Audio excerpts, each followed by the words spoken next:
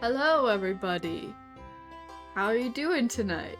Today, we are playing I Love You, Colonel Sanders. Me and Soggy Hunk are watching Jedi younglings being hunted for sport. Oh god. Alright, well, today, let me go to the right screen. Okay, today we're gonna be playing this with KelpGoblin, who is here. Hello, I'm here now. Let me know how all the audio levels are. If they're good, if they sound good. Okay, we both have no no clue what this game will hold for us today. So I was gonna ask how many times we think it's gonna say finger licking good, and we're already at 1, so that's excellent. should we keep a counter? A finger looking good counter? Yeah. It's probably gonna be a lot. It's gonna be 1. Oh wow. Yeah, so I think we should just get into it. What do you think? I agree. I'm ready to experience this. Okay. I think it's time for new game. We've also just been sitting here looking at Colonel Sanders. Oh, this is where we start. What should our name be? This is where we start the lore. Okay, the lore of this is our character. This is our Colonel Sanders, KFCOC. Oh. KFCOC kind of rolls off the tongue. What should we name? What should we name our character? Oh wait, we're a chef. It says welcome chef. Oh. Chorblow.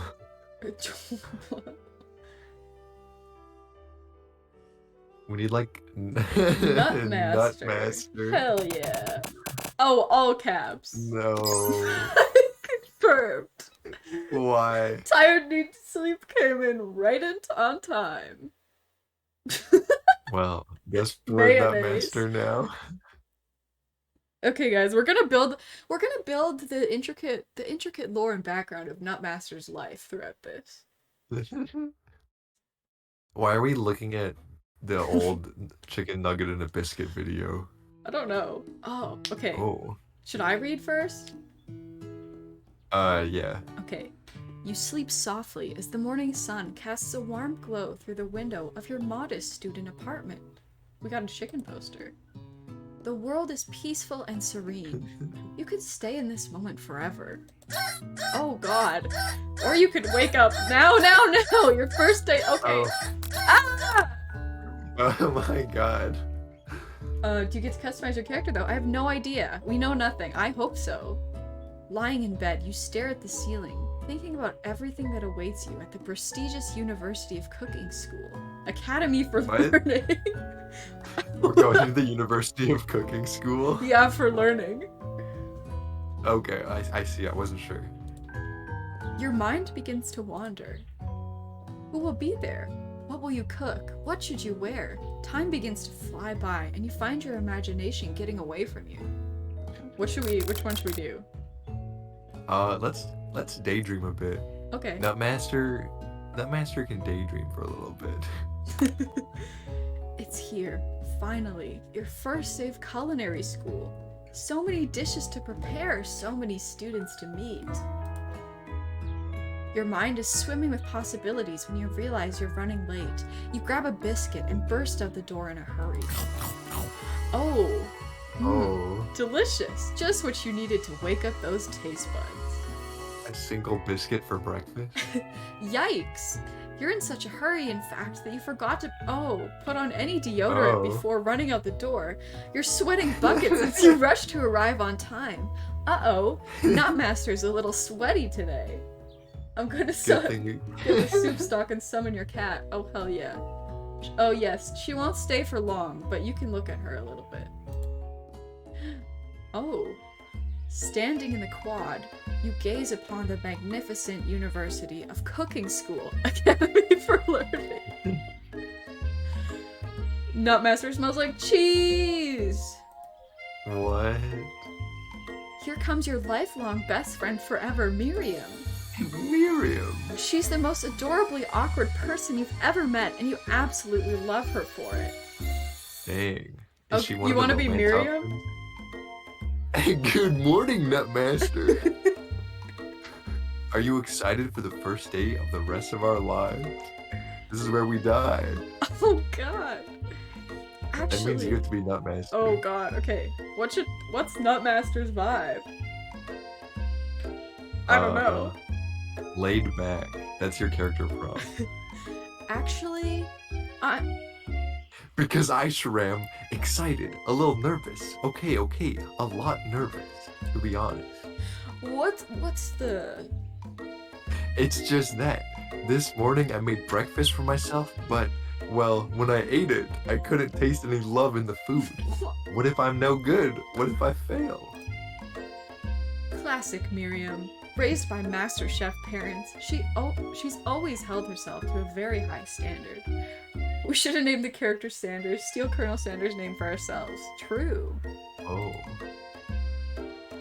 Ever since we were babies, wait, how do you do like a Chad voice? I feel like Nutmaster has to have a Chad voice. Ever since we were little babies playing together and you rescued me from that quicksand box, what the fuck? It's been clear to me that you're the most loving, caring person I know. You're gonna do great. Hey. They're what? Really going in for the quirky tales. Is the music too loud, folks? I feel like it's kind of loud for me, at least. Okay, I think that's better. Oh. But with University of Cooking School Academy for Learning's famous 3-day only semesters, I'm afraid of being left behind and never catching up. I guess that's a fair fear to have. What the heck? Okay. I feel like the SFX volume could be lower. You're right. The clicking. Okay. Yeah. A sweet girl. Miriam has always had a flair for the dramatic. This summer, she got so nervous about her first kiss that she chipped a tooth practicing on a mannequin. Oh no. Wow. Should you pep talk her, or change the subject to give her some relief? What should we do? What's a Chad thing to do? I think we should give a pep talk. I'm about to give a locker room pep talk. Alright. Remember last month when we saw that fortune teller and had our tarot cards read? The lady with the mask who gave me nightmares? I've been trying to forget. I know, she looked spooky, but she was so sweet. And she told you... No, what? And she told you that you were destined for great things. Remember that card with the fancy-looking tower, and the other card featuring the handsome fellow in the red suit? I've been waiting for so long to meet a handsome fellow I could call my own. Oh shit. How old are these characters? I know the Colonel's like 80, Nutmaster's 69. Yeah. Wait, how do you know the Colonel is 80? Because the Colonel is not currently alive. Oh. What are you basing that information off of? And I'm sure you will soon. In no time, we'll be graduating, and you'll be delighting the world with your heartfelt cooking in no time at all. As you talk Miriam up, you can feel her nerves begin to ease. You know what? Maybe everything will be okay after all. And if not, at least I have these killer bangs to keep me company. Those are pretty good bangs. Can you believe I cut them myself?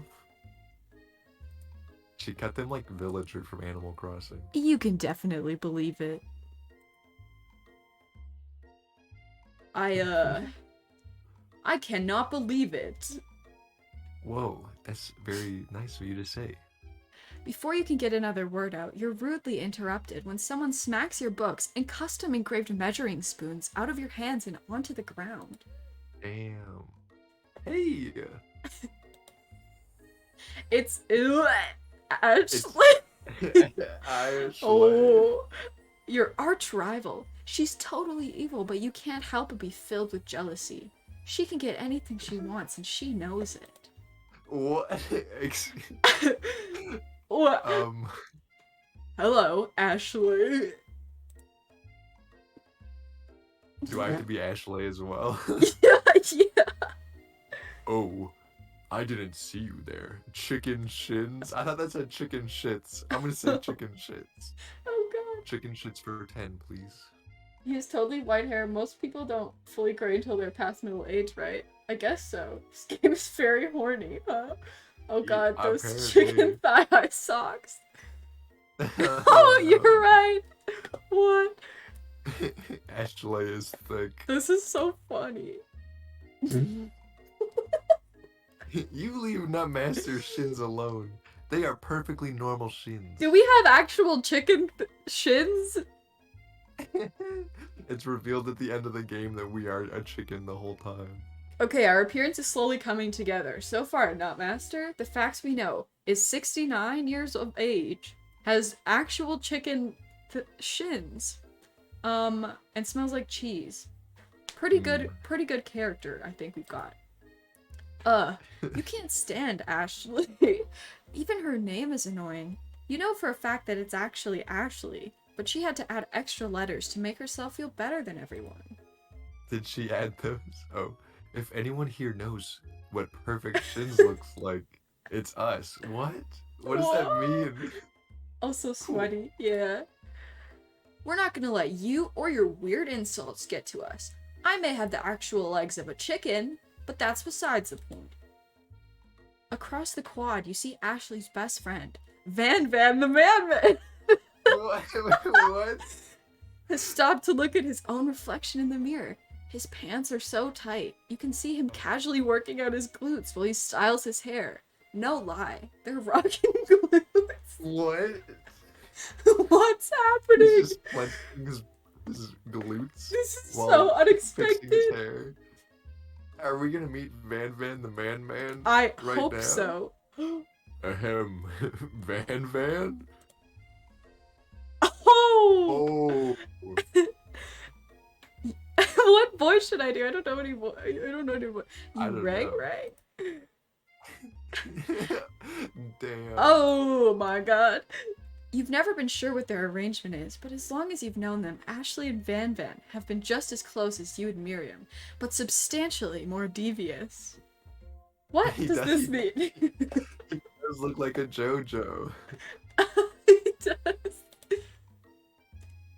I can't believe that University of Cooking School Academy for Learning would ever allow people like you to attend as students. Oh, not master.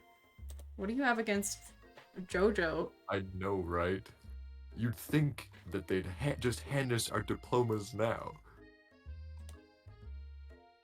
Or maybe hire us on as professors. You amateurs could learn a lot from us. I feel like you need more power in your voice when you're speaking as Van. What voice should I do? Just add more oomph. Oomph. With Yeah. the first day of school about to start, there's just not time to properly tell these two off, so you resist the urge. Let's go, Miriam. See you later, losers. I don't. Oh, what? Oh, a child. A goofy-looking kid. As you With a approach the goofball. door, you see a goofy-looking kid pushing hard against the window directly next to it. It's Pop. Pop. It's Eh? Snap, Crackle, and Pop. This is him. Oh god, he's here. Oopsie. I think it's broken. You reach forward and easily pull the door open. That should do the trick, stupid bitch. I love you! I think you mean thank you. My name is Pop. I was named after my Pop. He's old. Wait, is this Colonel Sanders' child? I don't know. I don't think anyone has ever referred to Colonel Sanders as Pop. I guess so. Just got in. What's the drama in the game? No idea yet. It's incredibly horny. We're We called met JoJo. Nutmaster, and we're at a school to learn how to cook / romance Colonel Sanders. You do not want to say I love you to Nutmaster. No.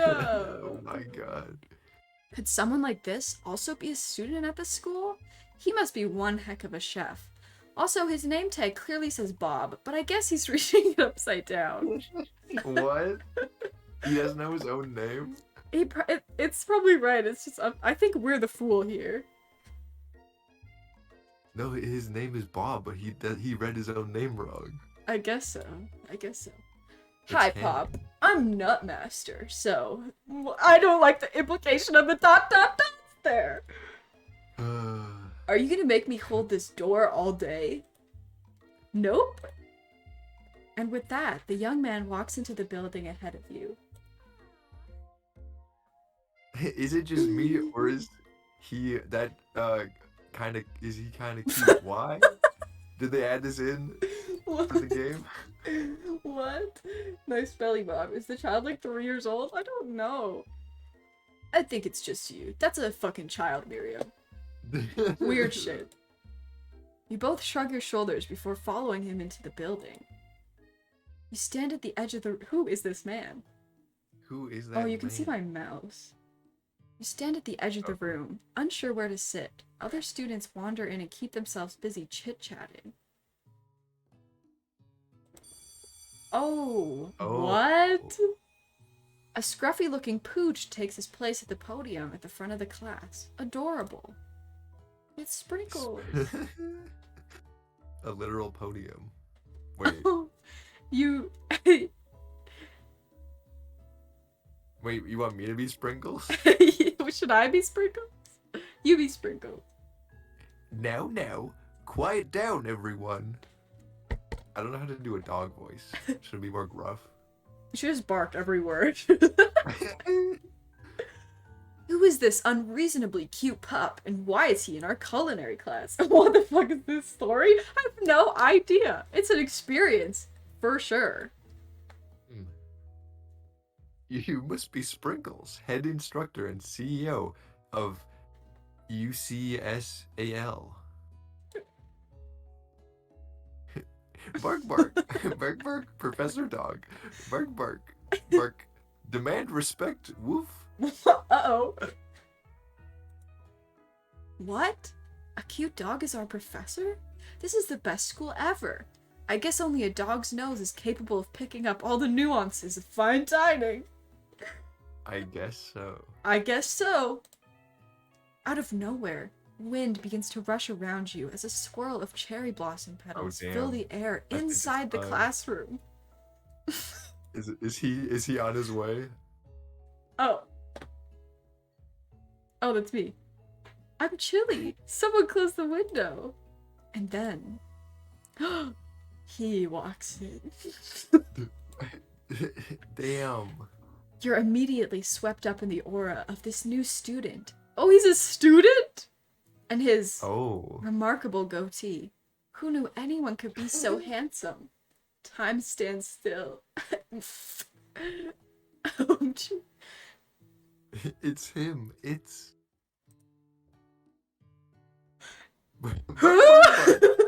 Harlan. Who the fuck? Is his name Harlan? What? I think so, yeah. Colonel Sanders interrupts Sprinkles. Sorry, Professor Dog, before he can finish his sentence. Please call me Colonel. Colonel Sanders. Okay. Good that seniors can return for further education. You're right. This is the perfect time for my emote. A hushed murmur rolls through the classroom as Colonel Sanders walks down the aisle of desks. Suddenly, the room is sweltering.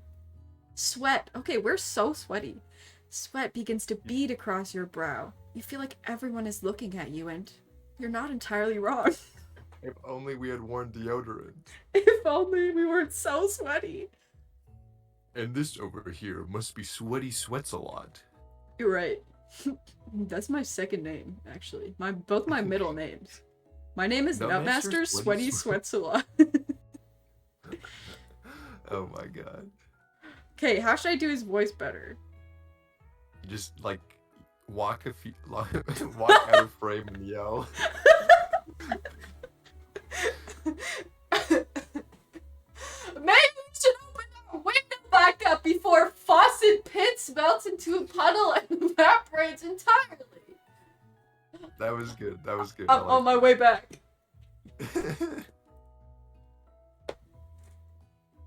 Hold on just a second. Nobody talks to my friend like that. Although he does stink and is sweaty. A fuckboy voice would suit him, but we already gave Nutmaster a fuckboy voice.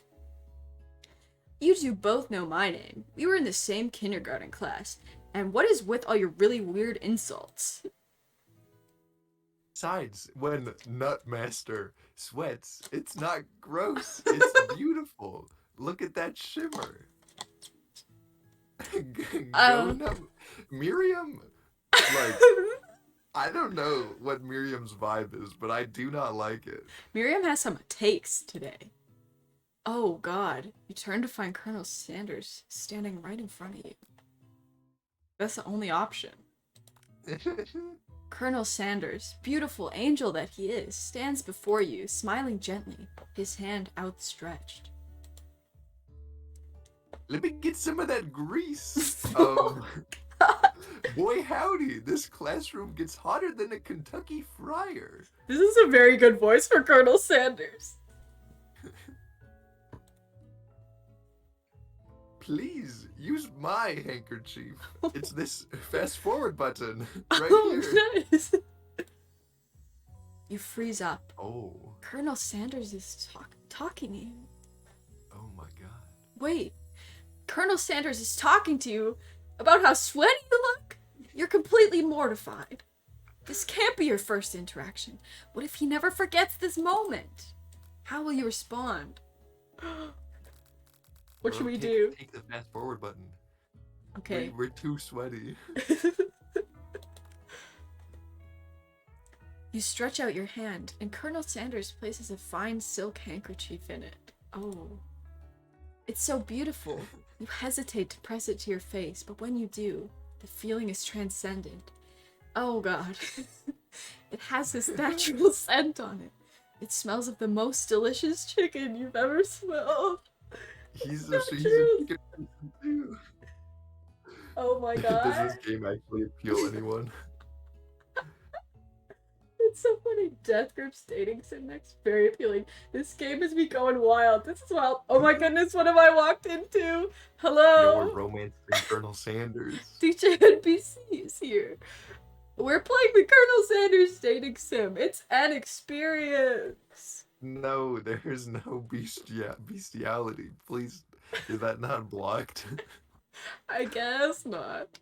Professor Dog steps in to settle the class down and set some ground rules. Bark bark. University of Bark learning. Bark world. Bark birth. Bark challenges await you. Bark tears. Bark blood. What? Bark tiny food. Should I keep barking for the dog? I guess so. You can do it. You can read it if you want. Shout out to Oriole. That is all. I will now be reading Sprinkle's lines. And when all is said and done, there will be a battle. You will lift your sporks and compete in the broom cooking arena. Oh, do you think we have to fight? Bark blood got me confused. Just then, another student enters the classroom and interrupts the professor's rousing speech. Student. Oh, it's student. It's student. Hi guys, sorry I'm late. I hope everyone had a good summer. I really miss... Quiet. Late to class is bad enough, but interrupting my monologue? You're in the fast track out of here, young man. Are you sure you're even in the right place, Bark?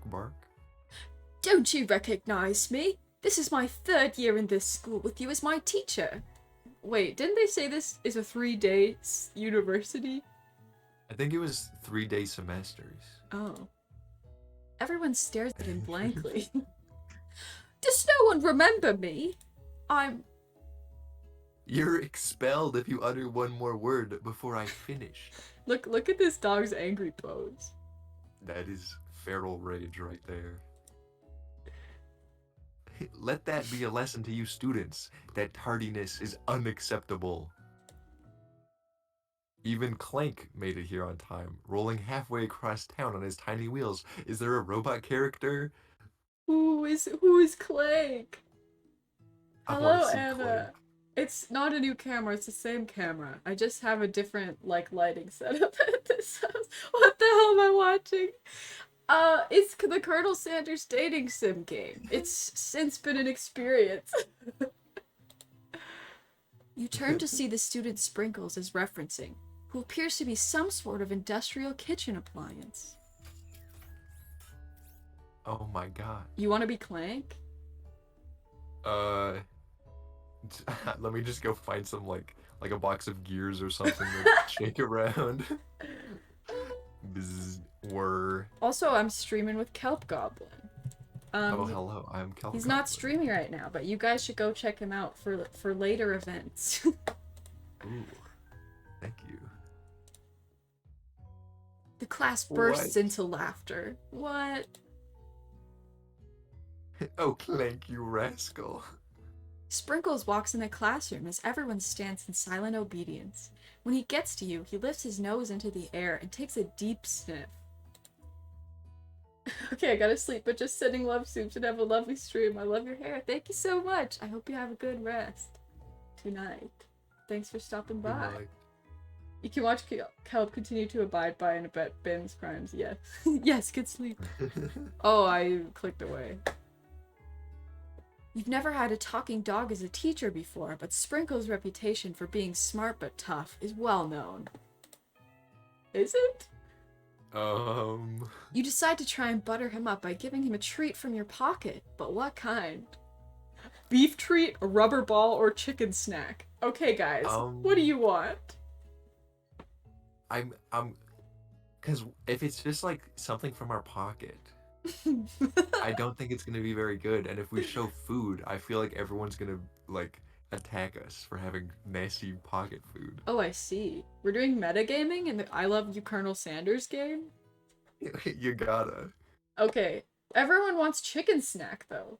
Chicken snack would be Chicken on snack. brand. Maybe that's just like a little piece off our leg. True. You reach beneath We don't your have apron. Oh no. And return with the chicken snack in your hand. Sprinkle's eyes go wide as he locks onto it. His favorite!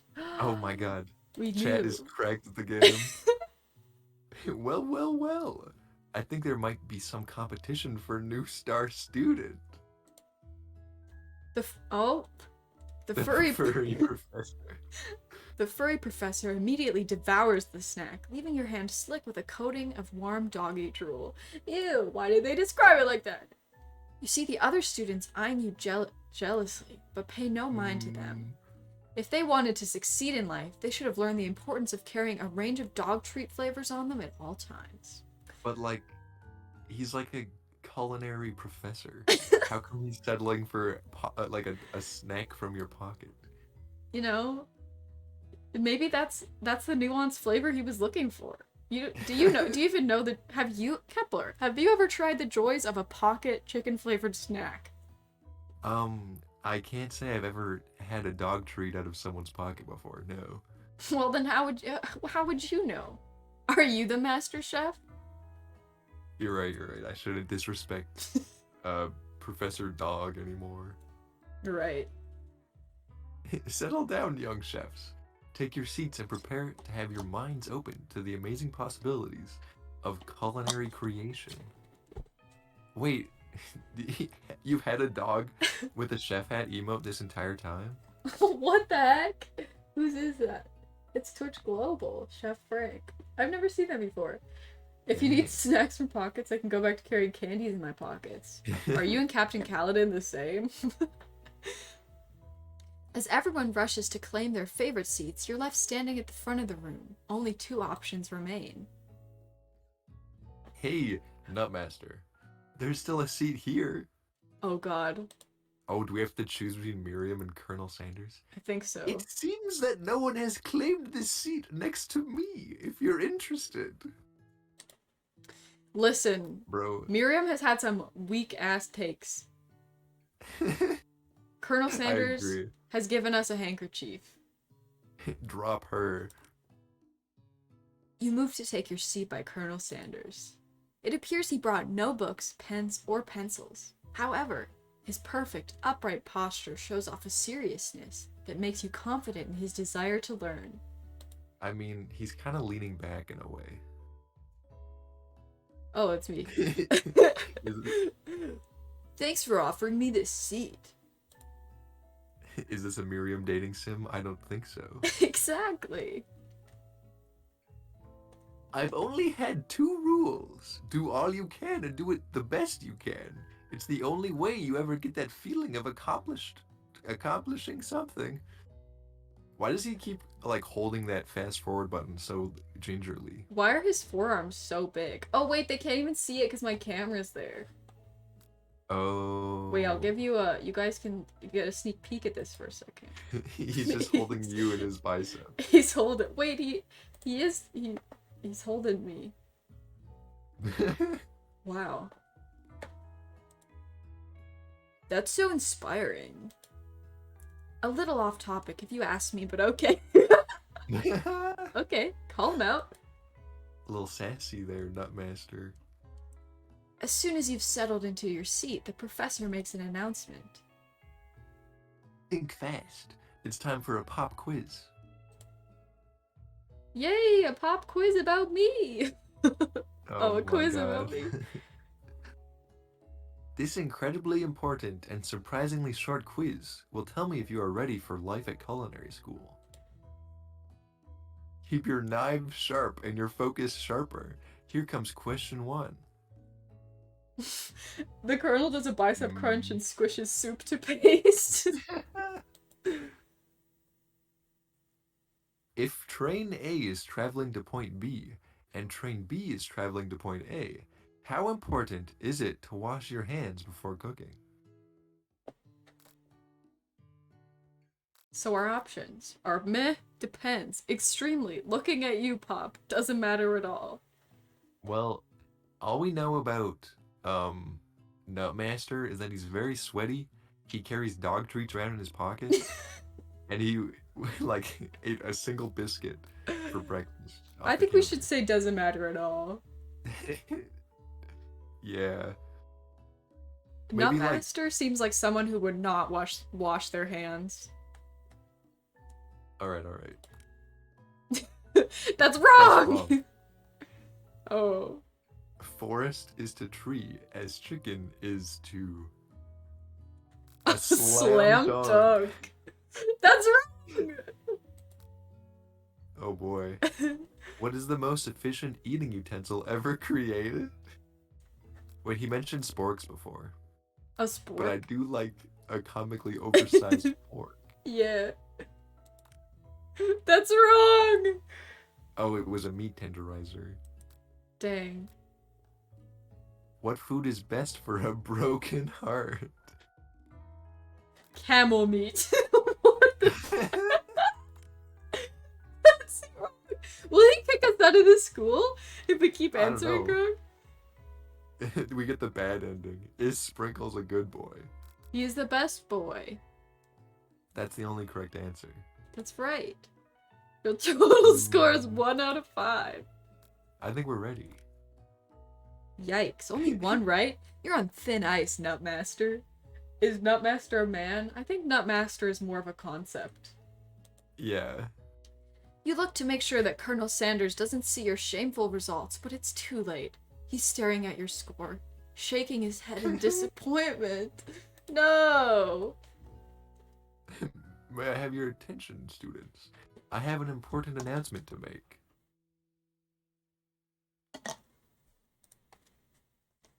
Time for lunch! Oh, hell yeah. Frick, we lost favor with the Colonel. Wow. The cafeteria is as nice as any restaurant you've ever eaten at. It makes sense that a school dedicated to cooking would also be serious about eating. This is like such a nice background. What? You know what I just realized? What? The name Stuart is just the words stew and wart together. Someone was like, I want to name my child Wart Stew. But then they were like, maybe I'll just switch the order of that. Stew Wart. That's probably good. Wart Stew is my first soda. What? You really come out of left field with that one. Because it's like dirt soup. Oh. Okay, I see. What's Anyways, you? a Your delicious alter fragrance wafts through the room and tickles the end of your nose. Your mouth waters. Do you smell that? That must be our lunch. It smells crazy good. Everyone, can I have your attention? Is it about lunch? No, I just wanted to apologize for my tardiness. You see, I was... Howdy, folks. I'd like to make an announcement. Hey, I was... It's about lunch. Everyone cheers. But I... Did that even pick up on my mic? No. Shh. Lunch, lunch, lunch! She said, shh. In honor of the new semester, I have prepared something special to share with everyone for lunch. That must be the smell I smelled. Indeed, that smell You hold your is breath, by waiting to see is what... the 11 herbs and spices of my tasty chicken. 11? Yeah. Damn. Is it 11? I don't know. How many? Is this a real KFC fact you're giving right now? I think so. I think it's 11. What? Should we add a few more? They have a... Yeah, why stop at 11? I think our goal for this game should we try and add another herb and spice to Sandals recipe. Colonel Sandals? I Colonel Sandals is his less successful brother. Fake Reddit stories like Colonel Sanders said he has an announcement about lunch and then everyone clapped. The 12 spices love. Oh. Okay. You hold your breath, waiting to see what food this mysterious student has created. You've heard that he's very talented. But were the rumors true? Is this? Colonel Sanders lifts a large bucket above his head. Its contents glimmer in the light. Damn. Uh-oh.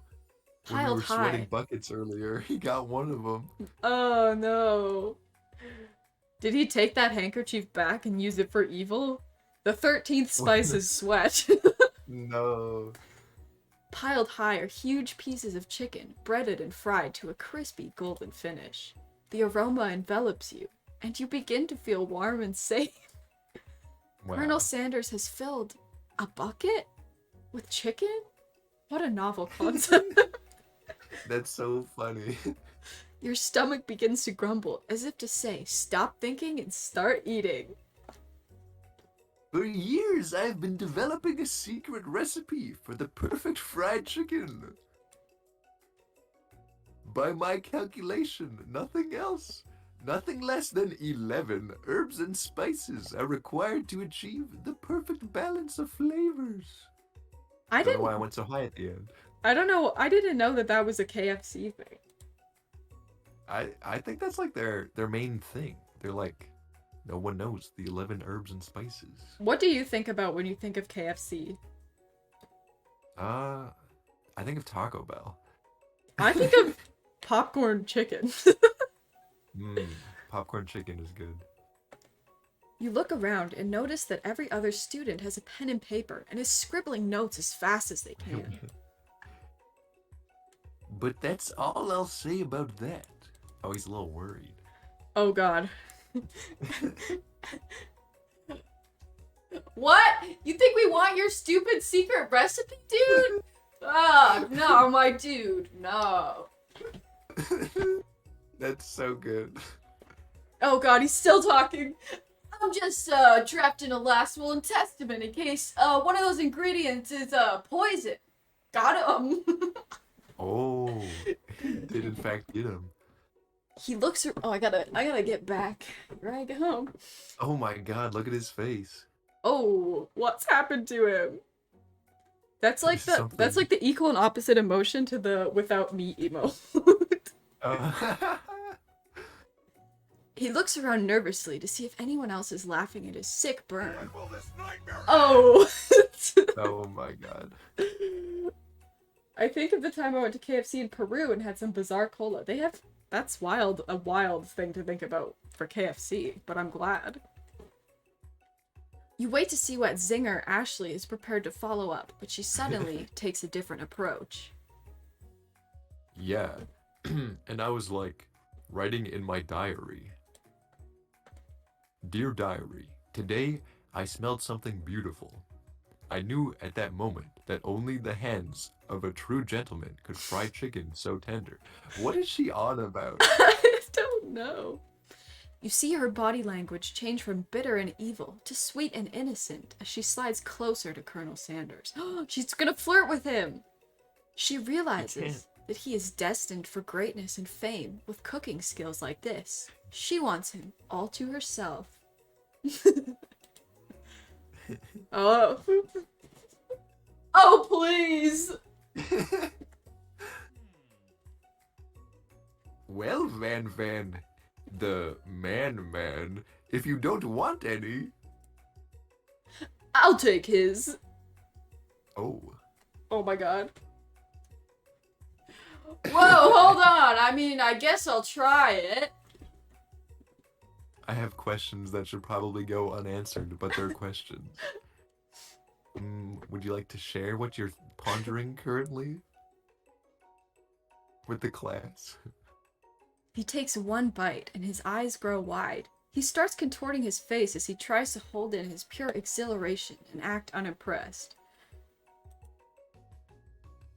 Easy now. There is enough for everyone. Please, my fellow classmates, dig in. You take one of the pieces of fried chicken out of this bucket. Okay, And don't sink your teeth don't into put it. it like that. Just say bucket. What is a bucket in quotations? He didn't invent buckets. He invented buckets.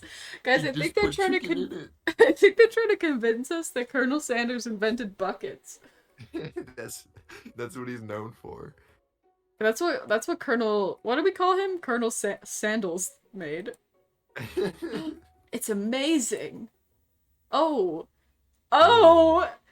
Tasting Colonel Wait. Tasting Colonel Sanders' food transports you to another dimension. Alone with your taste buds, gripping a drumstick in your hand, you float weightlessly. What should we do? I don't know. I hope we get to like also romance like some aliens from a different dimension. I think that would be a good twist. How did basketball happen if the Colonel invented buckets? Oh, you're right. Oh. That's the second game. It's actually a basketball game. Colonel Swim Sandal. towards the light. Okay, I think we should swim towards the light. Colonel Sandler. Okay, I can't say his name.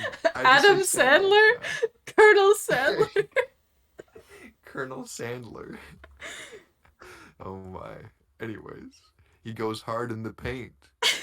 Yeah, everyone knows Charles Barkley invented buckets when he destroyed New York with the Chaos Dunk in 1975. Oh my god. Somewhere, up ahead, a bright light beckons you. The flavors are so intense, you become wrapped up in them. Unable to resist, you reach toward the light. It grabs your hand and pulls you closer. Closer. What if... Oh. What? Why did you say what if? No, nothing.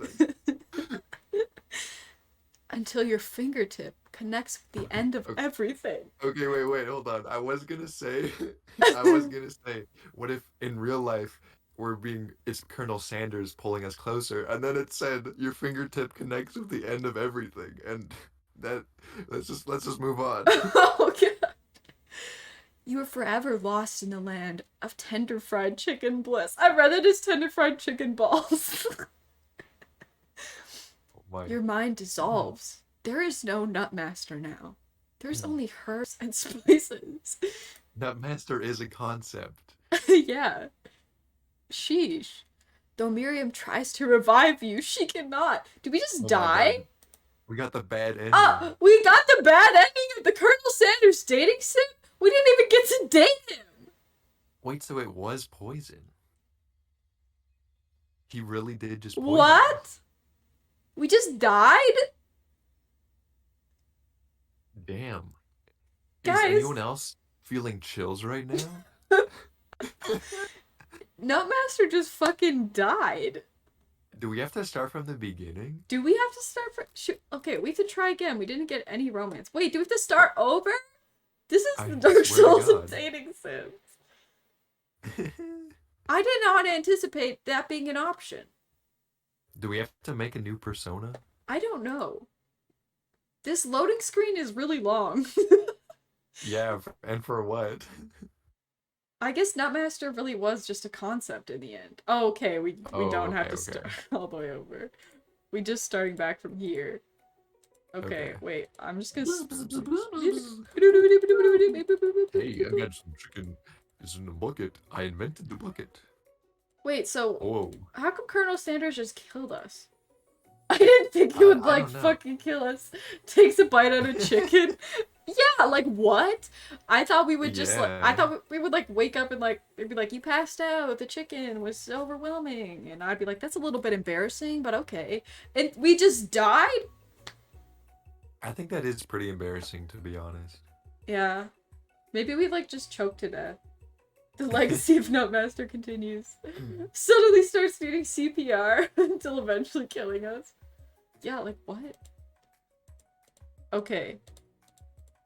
I mean, now is the real question for what bucket in quotation marks meant.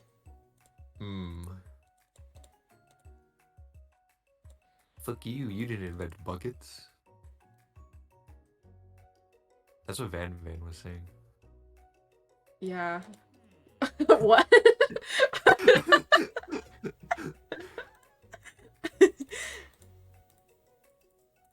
Okay. Okay, so now we're in space. Be careful what you say here. Should we try and identify... Okay, so we've got focus your mind and meditate on this moment. Try and identify every flavor. Savor the moment and everything that it tells you about Colonel Sanders' culinary heart. Okay. Oh. We have to pick a better one instead of just dying. Do we care more about greed and uncovering the 11 herbs and spices? Or do we care more about romancing the Colonel? I don't know. Identify the flavors. We are greedy. What if he kills us for trying to identify the flavors? True. I think we should just try to survive right now. Yeah, now that we know there's a death. Sanders. Okay. The flavors in your mouth are beautiful, pure, heavenly. What a guy! Alone with the flavors, you feel something that can only be described as love. Destiny was right. The 12th spice was love. For a man? For a flavor? Are they the same? This is so funny. Am I a man or am I a flavor? Yes! After tasting his food, you try to get some one-on-one time with Colonel Sanders. We only have one option once again. Colonel Sanders smiles ever so softly as you approach. He stops what he's doing and allows you to break the silence. Colonel, I wondered if I could talk to you for a second. Anything for a fellow chef. What exactly was on that chicken? Mine.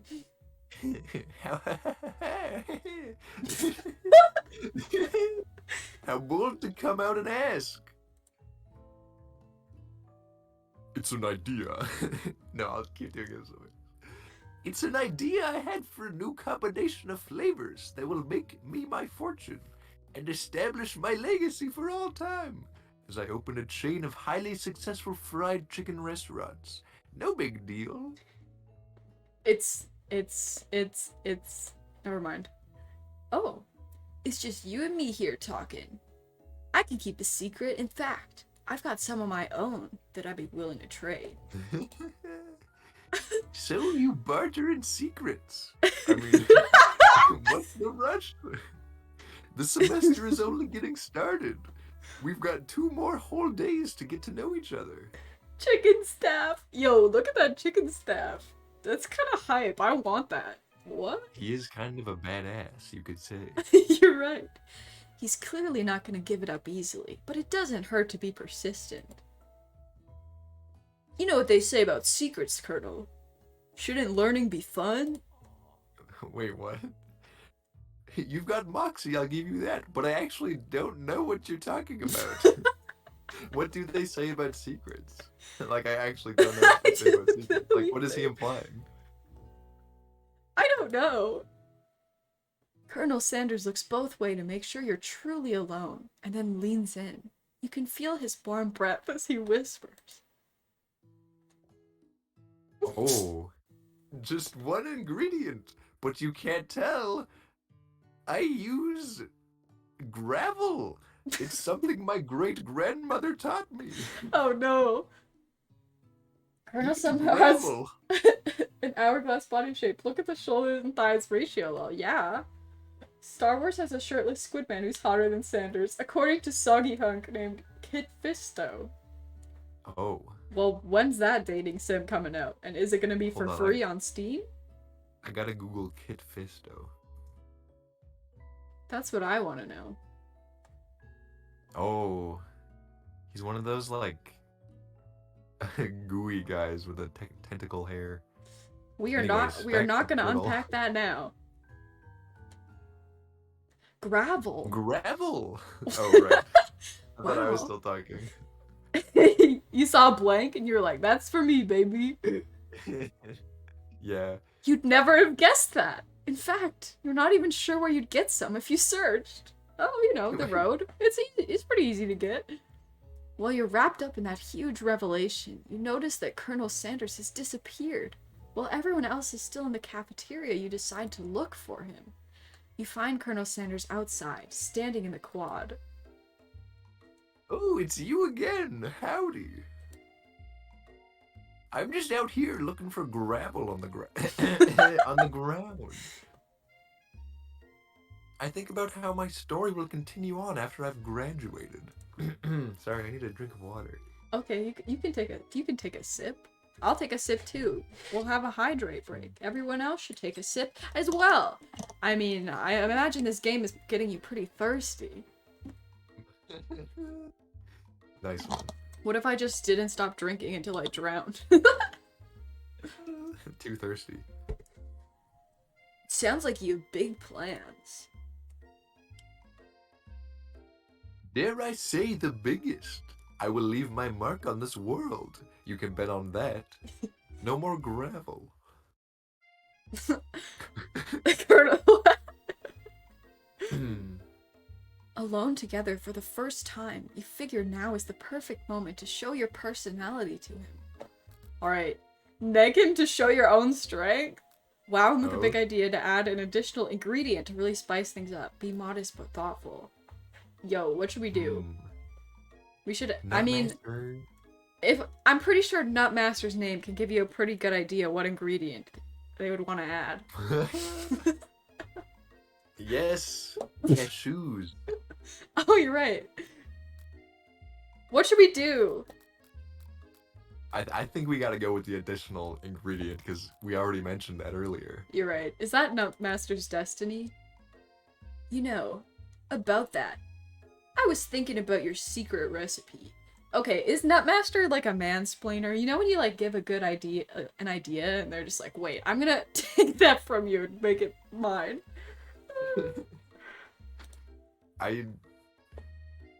I don't doubt it. It has a way of leaving an impression on all who taste it.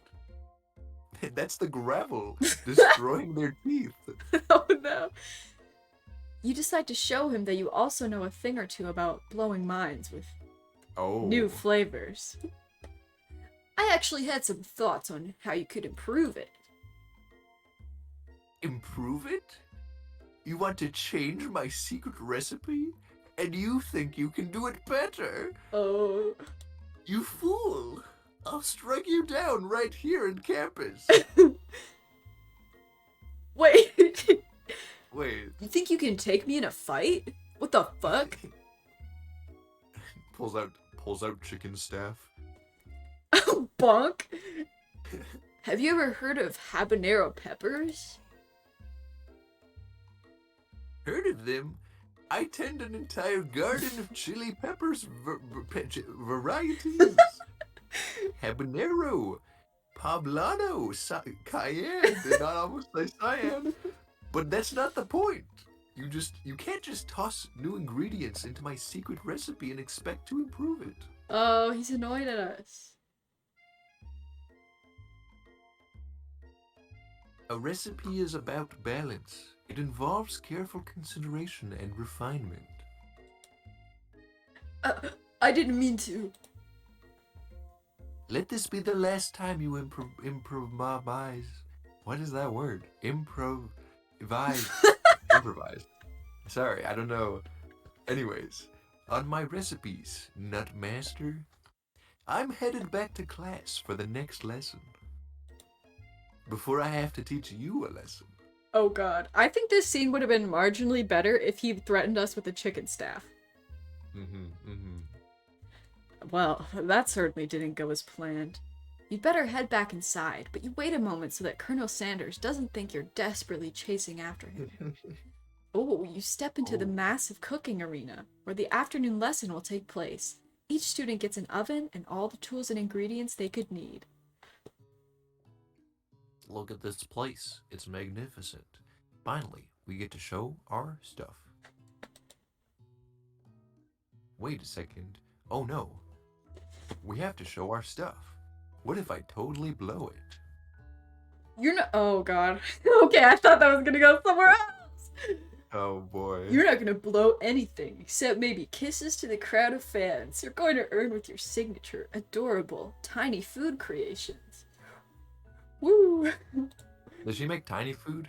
I guess so. Bark Bark students, Bark Bark cooking arena.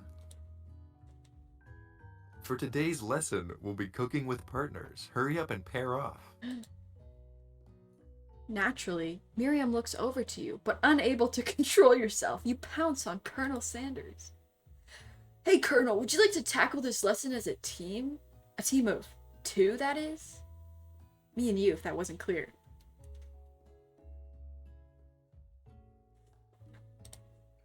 Sorry, I thought someone was knocking on my door, but it might be my cat. Oh. Want to be my partner? Sure, Nutmaster. I'll prepare our station. Without you as a partner, Miriam is left standing all alone. Two different students quickly take notice. I hope it's the robot. Hello, new partner! Beep, boop, bzz. Oh my. Wait, what is her voice? I don't know. Potential partners. I'm so sorry, gentlemen, but I don't know who to choose. The robot. Oh, thank God.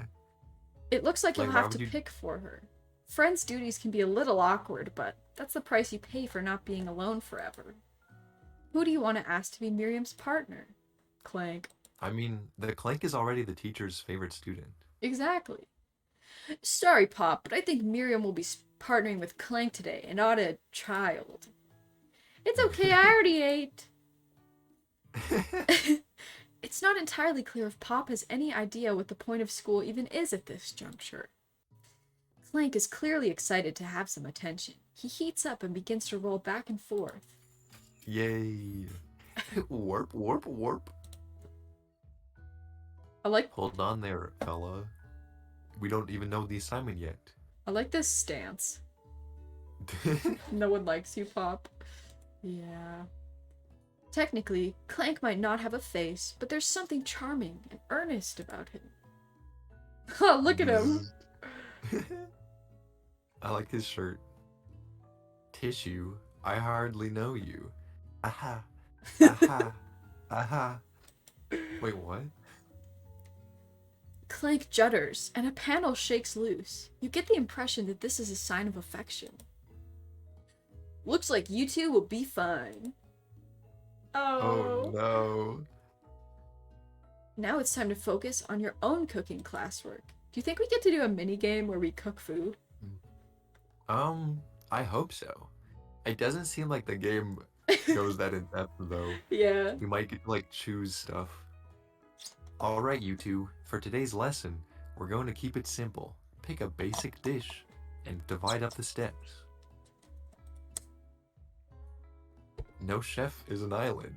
It takes 2 flints to make a fire. You get the idea, I guess. Oh, Colonel No. Face replaced with Soup Circle. It's me now. Wait, can I line up right over? Wait.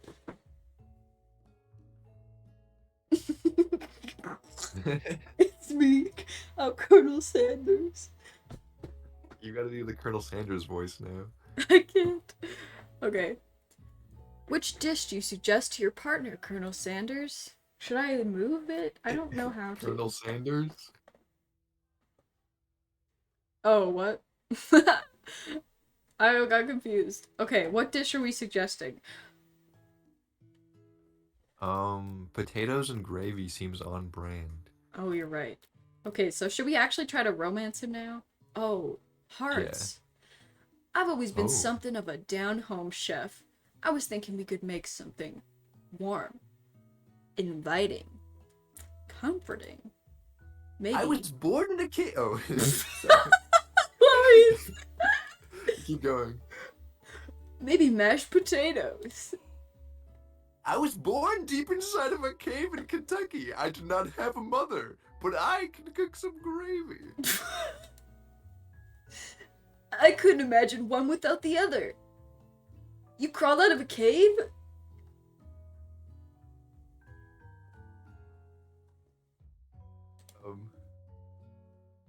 Oh. You're not gonna expand upon that lore any further? You're just gonna leave us in the dark? I guess so.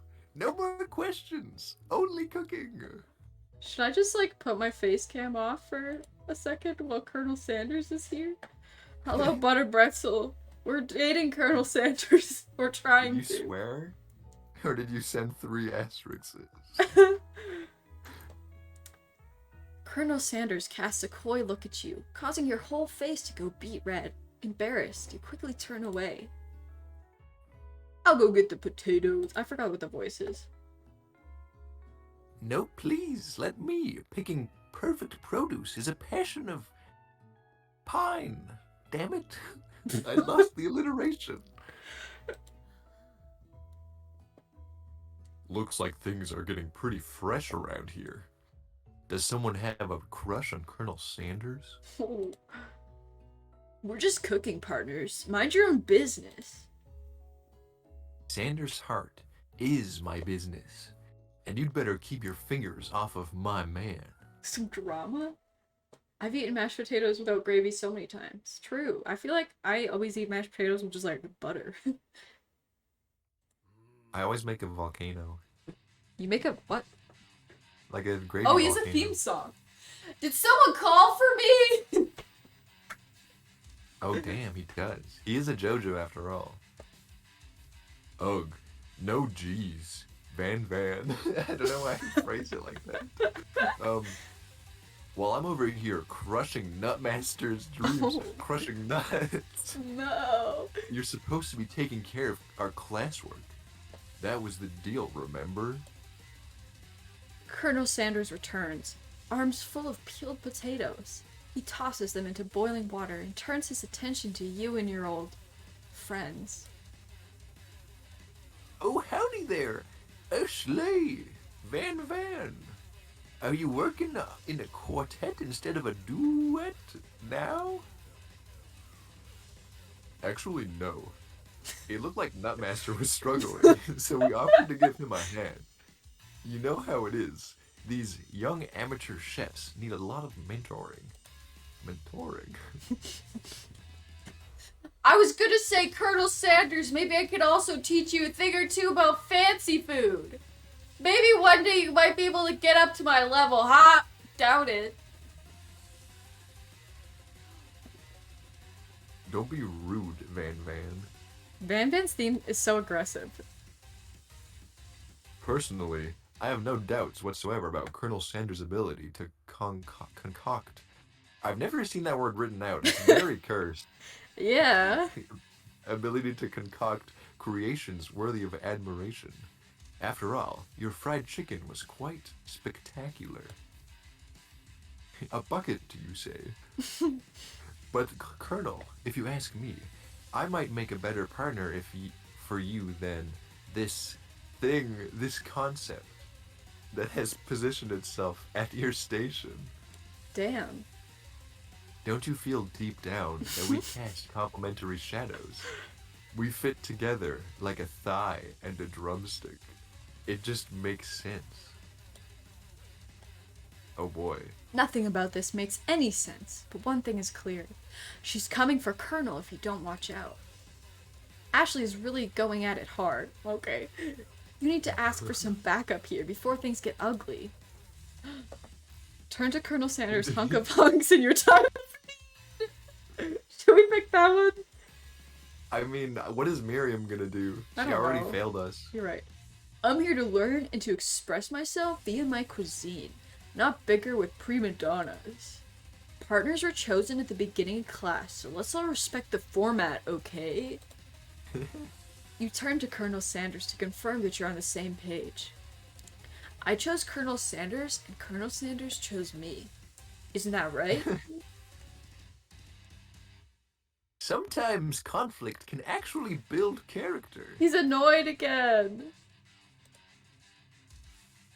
I wouldn't want you to shy away from a bit of healthy competition with our peers, Nutmaster. Wow. Wait, so, do we have to fight for his affection now? I don't know. I think he doesn't like us. We're not doing a good job romancing Colonel Sanders. What did we even do wrong? I don't know. We got 1 out of 5 on the entry quiz? Yeah, that was really our downfall, I guess. Wow. Is he just not that into you? You'd think a gentleman would defend you in a situation like this. Did you do something to offend him at some point? You look for Sprinkles in hopes that he might step in, but he's nowhere to be found. Darn those cute corgis and their short but sturdy stature. You look down at your station and realize that, in the tension of the moment, your hands have been cooking on autopilot. Distracted by the drama, you've already crushed the boiled potatoes into a perfectly creamy mashed texture, with plenty of butter and cream for flavor. It's as if your natural passion guided you through the steps you know so well, while your attention was elsewhere. I know just what to do. Colonel Sanders extends his hand.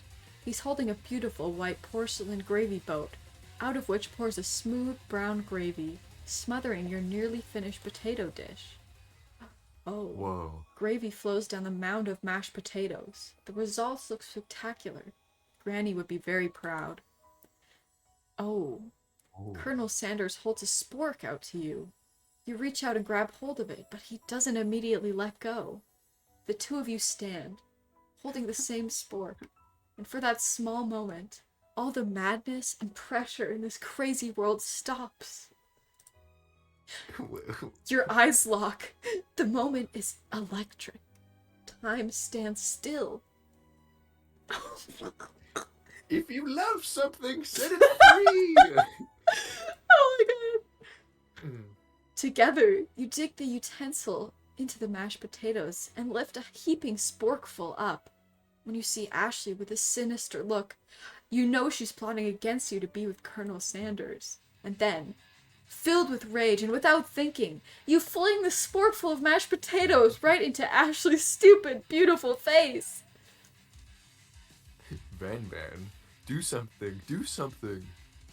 Scooping up a fingerful, Van tastes the dripping mashed potatoes and gravy and realizes that it's delicious. Horrified by this revelation, he slinks away. Will he ever be able to cook something with so much love and integrity? Hold on right there, Nutmaster. We do not waste food in the broom cooking arena. Colonel Sanders, I expected better from you.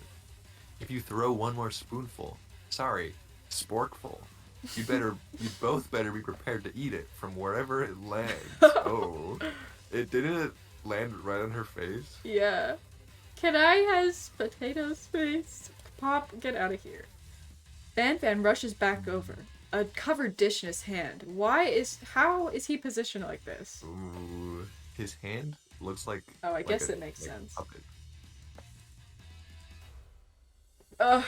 Mashed potatoes with gravy, pathetic. In just a few minutes, I prepared a full meal. Gaze upon my specialty, braised tentacle of octopus, my silky saltwater sauce. Ew.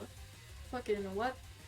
Plated on a battle axe plate, forged by my supreme chef ancestors.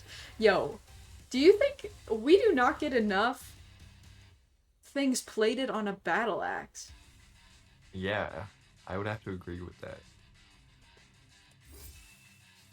You've ignored me for too long. That ends now. It is I who will have the first bite, and you will all look on with envy. The interrupting student rushes at Van and swipes a bite of his signature dish right off the plate. What? No, don't. That really was good. That really added to the tension of the scene. No, don't. Something about this dish doesn't strike my nose quite right. I think the octopus was rushed. I may have turned in the process. The results could be toxic. Oh god. Too late. It has been eaten. I think I left something in the oven. Is he about to just kill this child? I don't feel so good, Mr. Stark. Kelp with the most anemic delivery. Damn, roasted. Did he die? Oh. Everyone step back and don't take another bite. Why have there been so many deaths? I didn't anticipate this. Oh.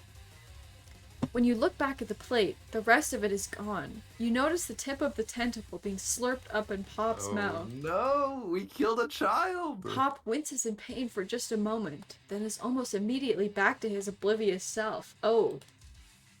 Oopsie. Tastes like poison! The entire class gathered to watch Pop's final moments. Shock has frozen the whole crowd. They are as motionless as statues.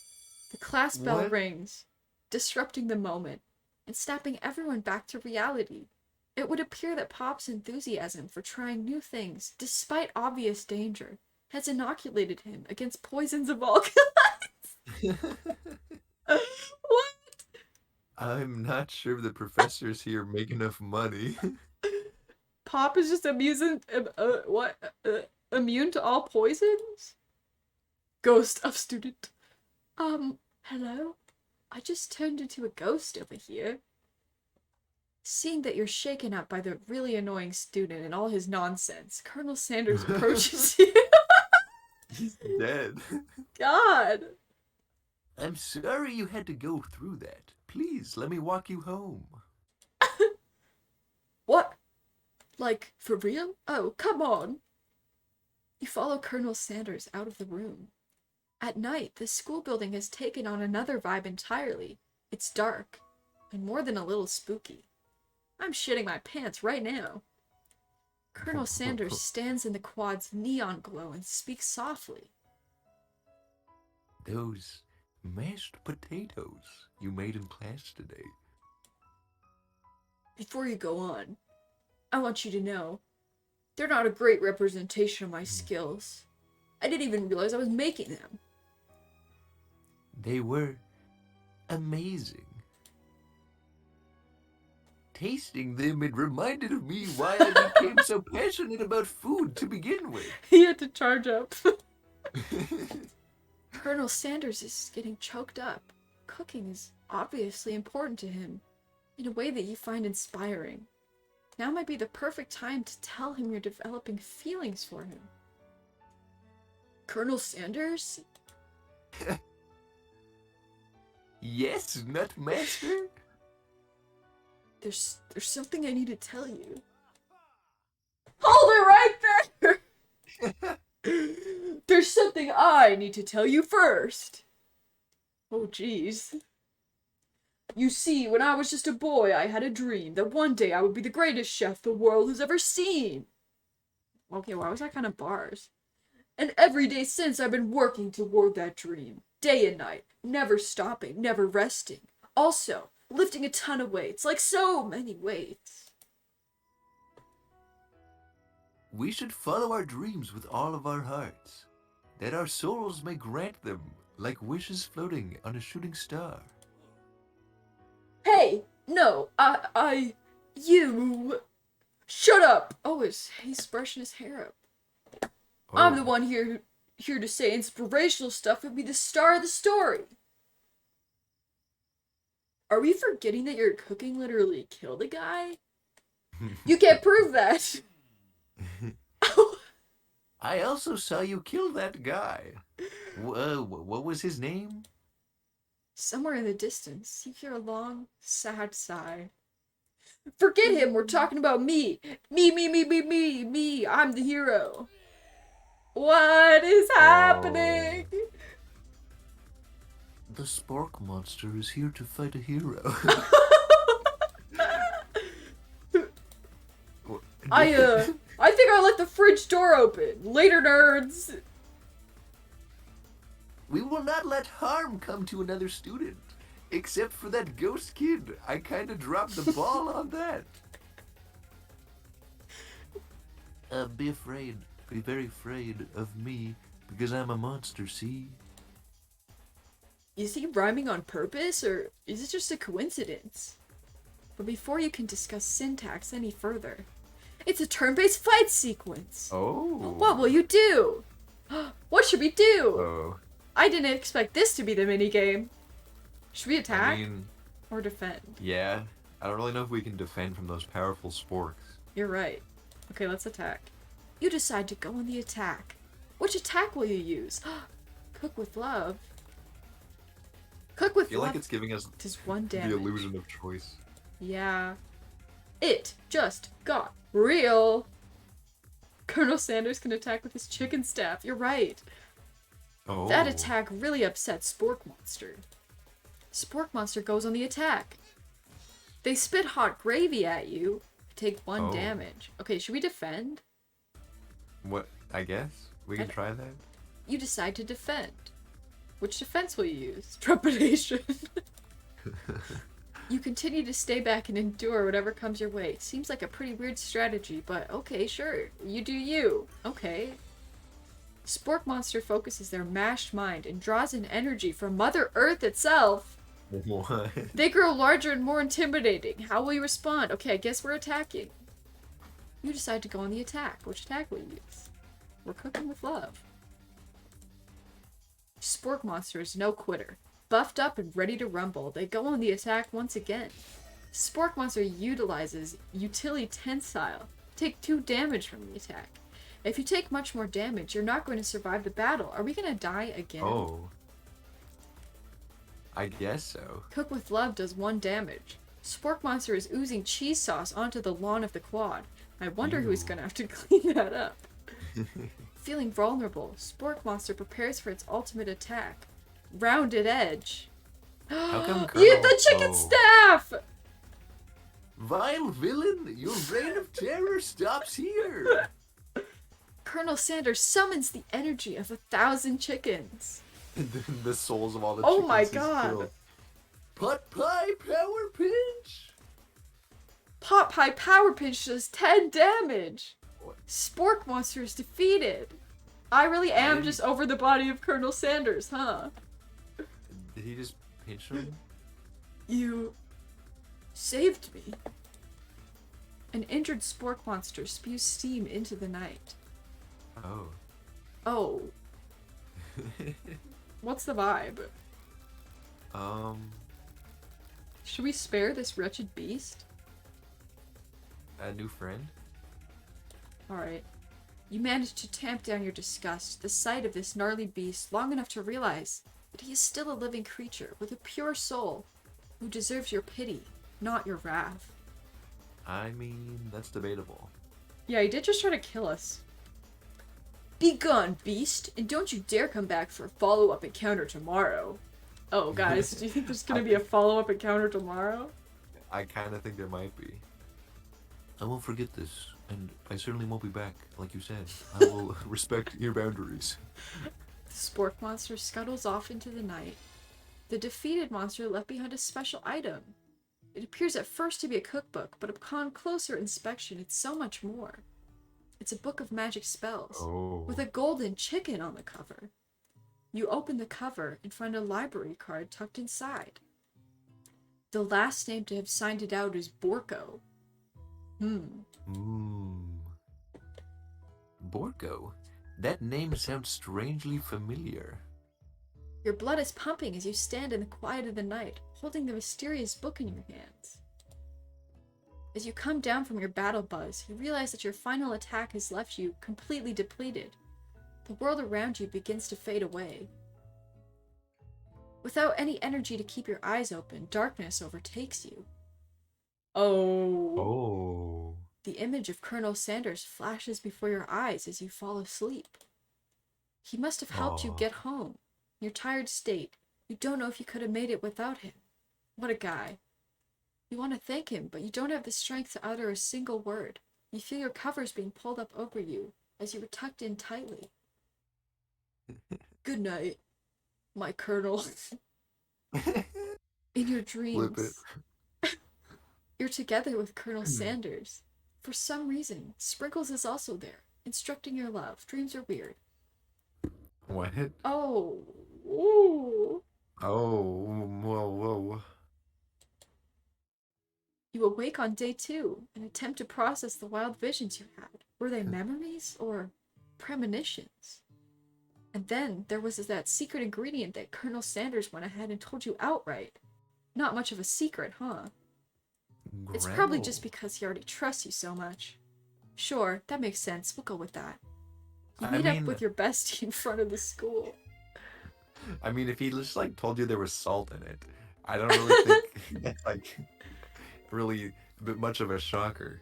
Yeah. Binko in this game under an alias? Oh dang, you're right. Before you can tell her about the encounter with the spork monster, she launches into a story of her own.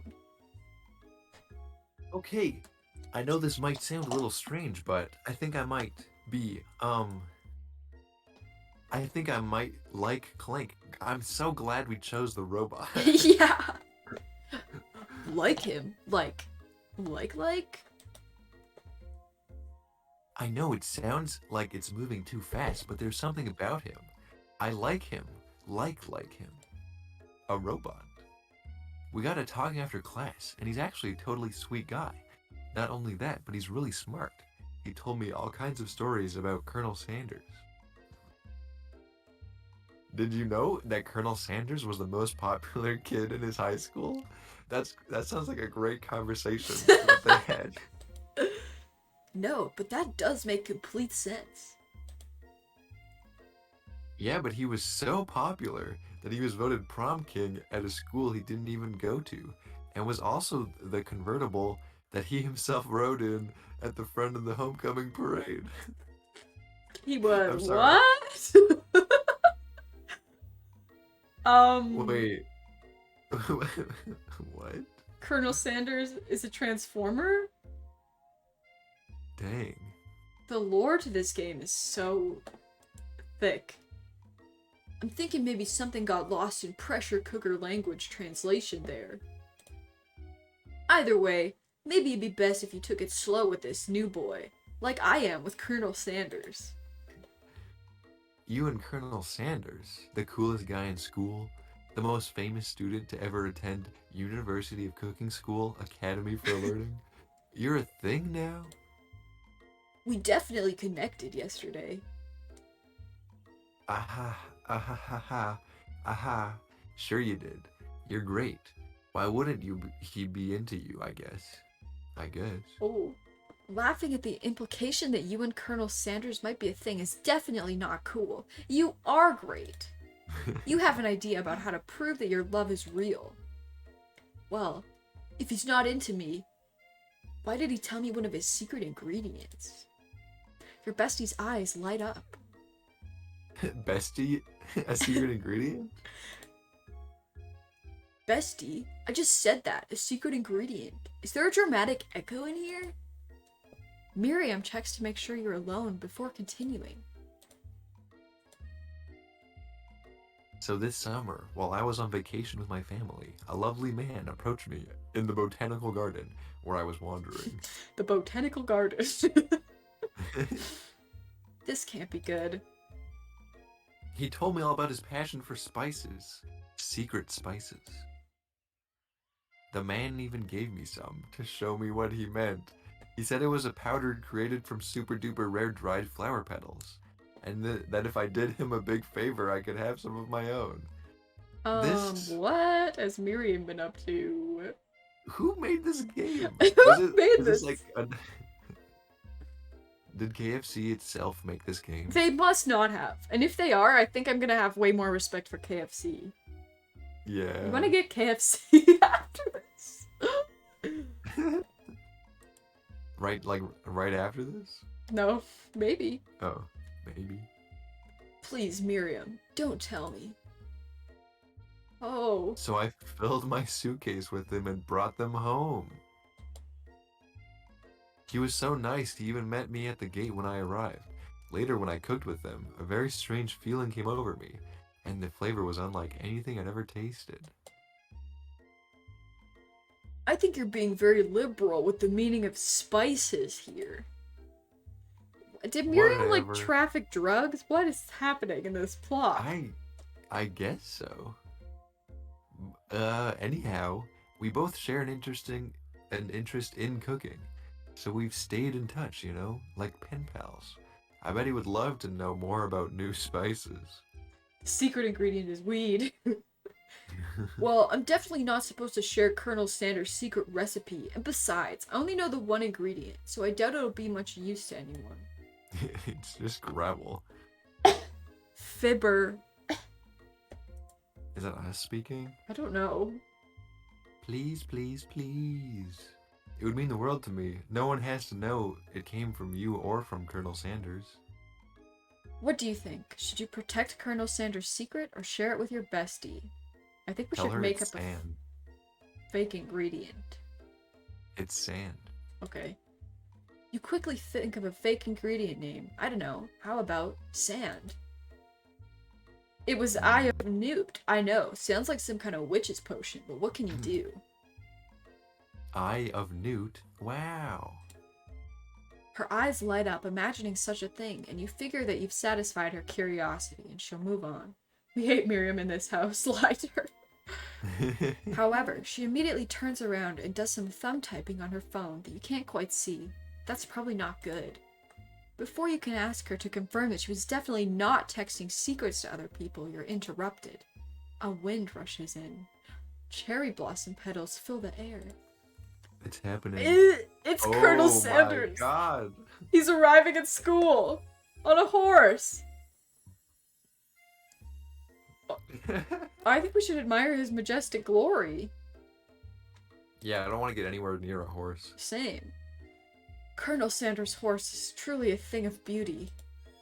Without ever acknowledging that he's being watched, he does a short horse dance before dismounting with a flourish. He then slaps the beautiful creature gently on its rear, sending it running free into the countryside. What's happening? Did he just name this horse? Are we in a school? Oh, it's me as Colonel Sanders again. You're so struck by the sight of him that you lose the ability to speak coherently. Oh, I didn't realize anyone was watching. Don't worry, he knows his way home. You attempt to compliment Colonel Sanders, but the words don't come out exactly right. What a horseful beaut you have. I mean, what a horseful beaut you have. Dang it, that's what I just said. Being a good friend, Miriam attempts to cover for you. Oh, Nutmaster just gets really nervous around people they like. What? This is not helping. I mean, they got foosball poisoning, and we're up all night. It was gruesome, really competitive foosball poisoning. That's right. That rhymed. She gives you a wink and a smile, as if to say, situation handled. Can't blame a girl for trying.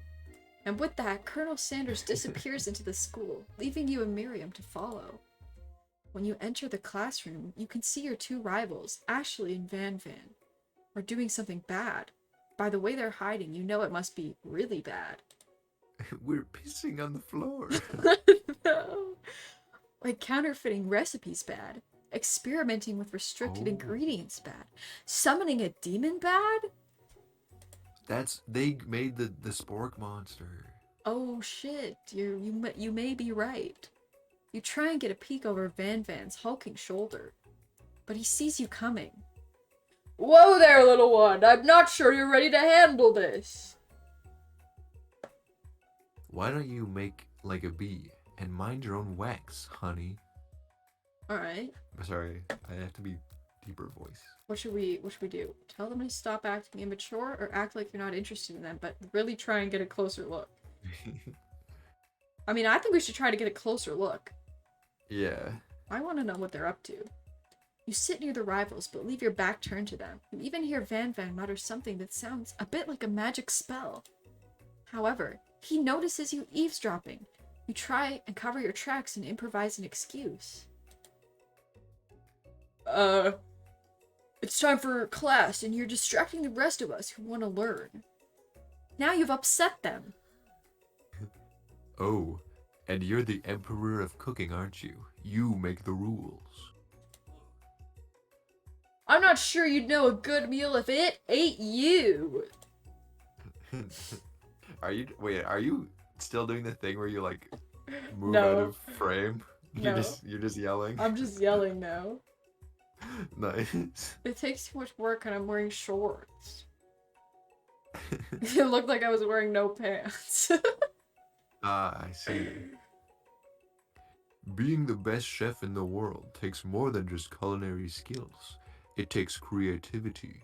It takes pancake. What?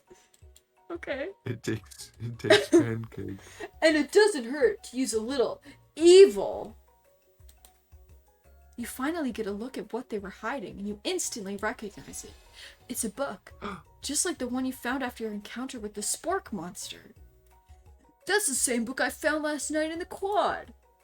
Ashley immediately elbows Van Van, who hides the book behind his back. I don't know what you're talking about. That book is a family heirloom, and it contained no secrets. No secrets. You notice that they haven't just been studying the book.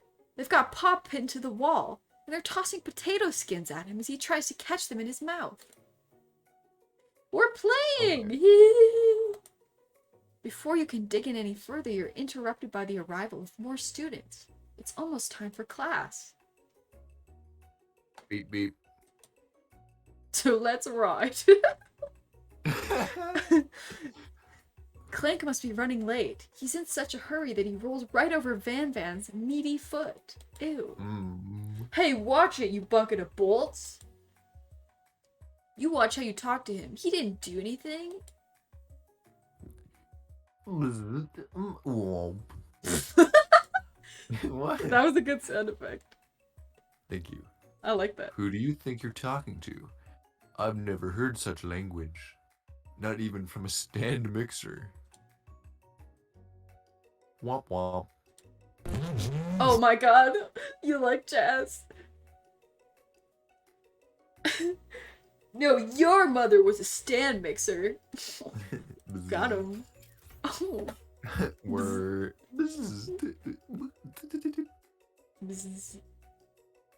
Van Van jumps What? to attack Clank, but Clank shocks Van Van, sending him flying across the room. Oh, damn. Oh. Protect me, Colonel Sanders. These crazed men are about to come to blows. I think it must be over me, but I'm not interested in either of them. Ashley's tone is completely changed in an instant. She bats her eyelashes at Colonel Sanders. Surely he must know this is a ruse, right? It's me again, I'm Colonel Sanders. Gentlemen, get a hold of yourselves. Save it for the arena, at least. Or don't. Honestly, what do I care? I've got lofty career aspirations to focus on, not bloodshed. Maybe I can help you with your business plan. Just then, Sprinkles arrives to signal the true start of the class day. He's panting, which doesn't seem that abnormal. He's a professor, but he's also a dog. Students, please take your seats. Colonel is stone Mark. cold. Yeah, he really said, this is not my problem. Oh, thank God. We gotta Oh, get sipping. we're getting sipping.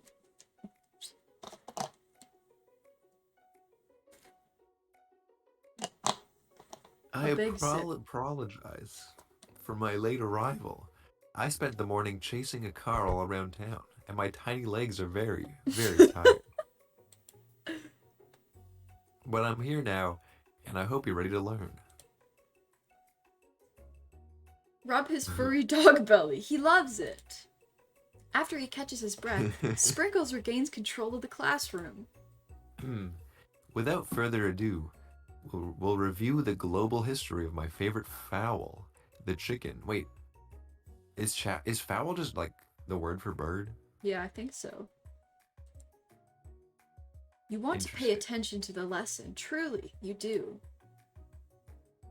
I thought waterfowl was like its own thing. Anyways, Well, yeah, but that's got water in front of it. That's like ducks and I stuff. guess that makes sense. I thought like the waterfowl was like a single thing, but it's waterfowl. Yeah. I see. Okay. Which is why in 1776, at the signing of the Declaration of Independence, it was a chicken who first signed their name. But you can't help but daydream about Colonel Sanders. And you miss most of the important parts. When you come to, Sprinkles is holding a tray of food in front of you.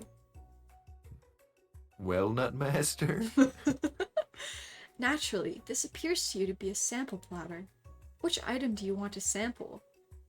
I don't think we're being offered this. I don't know what's happening. I think we should we sample a dog biscuit? I think think we this got is to. just the dog food. Because of the shape it's baked in, you assume the dog biscuit is a treat made by Sprinkles. An example of his own culinary talents, perhaps. You reach out for it when... Oh! I think it's just his food. Sprinkles jumps up and bites onto your cooking apron. Oh no! What kind of a monster would steal a dog's favorite biscuit? Your apron is left in tatters. The entire class looks on in horror as you fall unconscious from the embarrassment. Oh no. Did we die again? I never even got to taste it. Is this the end? Are we gonna die again? You fade into darkness, but something is there. The spork monster? Yo. Borko, what are you doing here? It's not your time, my friend. Your act of kindness has not been forgotten. You watch as your apron magically repairs itself. You won't have to live in embarrassment anymore. Thank you, my friend, wherever you are. Remember me, Nutmaster. Oh, we have to Drink. sample. No, don't drink. That sounds like another thing dogs would drink. Take the pepper, Nutmaster. Okay. Play. A brightly colored pepper stands out from the other items. It sparkles in a most eye-catching way, so naturally, you reach out, grab it, and eat it right away. However, your body is not prepared for the heat. Oh no. What? The pepper has triggered an intense spice hallucination. It feels like forever as you trip through the universe. Is this Tommy in it? My friend! This guy again? I'm here to give you an important message. Ooh! You must avenge my death and fulfill your destiny. All you must do is... I was saying, to fulfill your destiny, all you must do is... Sorry, I think I've still got some spice stuck in my throat. It's fine. I'll work through... to fulfill... the prophecy! You must. You feel yourself begin to regain consciousness. Oh man. Did you die of shame because you were naked under the apron? Oh god. Maybe it's because we were a chicken under the apron. You come to and find everyone is staring at you. That pepper was the last of its kind on Earth, and now it's gone forever. You think to yourself, geez, I should pay better attention. We all make mistakes. I'm sure he'll forgive you someday. My voice changes every scene. Come on, it's time for lunch. Before anyone can relax, the cafeteria lights dim, and your rivals enter to make a dramatic announcement. Today's lunch will be prepared! Via timed competitive cook-off. The level of theatrics with these two is off the charts. Alright. What should we do? Okay, I think we need to focus in on how to romance Colonel Sanders a bit better. I feel like if we tell them that we're on, we'll have to choose a partner. Because there's two of them already, you know? True. But, okay, I guess you're right. Colonel Sanders did say competition is good. Okay, should we challenge them? Yeah. A bit of lunchtime competition, eh? I wanted to do that in the Colonel Sanders voice. Can you read it like that? A bit of lunchtime competition, eh? Yeah. Count me in. If I have to wipe the tables with you fools before I set my lunch down on it, then so be it. I'm not the fool. You're the fool. Fool. Good one, Van Van. I like your gumption, Nutmaster. I think this was the right choice. I'll be watching your performance. Oh, dang. Just as things reach a boiling point, Sprinkle steps in. Surely, he'll put a stop to this madness. Now, students, please settle down. This is a lunchroom, not a sportsing court. A sportsing court? A sportsing court? Finally, a little sense. You breathe a sigh of relief. At least not until we turn on the timer. Just then, a huge light blasts you in the face, flashing the words, timer ready. Wait, what? That's what I'm talking about. Aroo. I stand corrected. The hard way builds solidly a foundation of confidence that cannot be swept away. And that's an original quote by me, Colonel Sanders. In case anyone was wondering, I hope its message lifts you to victory. Wait, I'm gonna Google it. Is that a real quote? I guess it must be.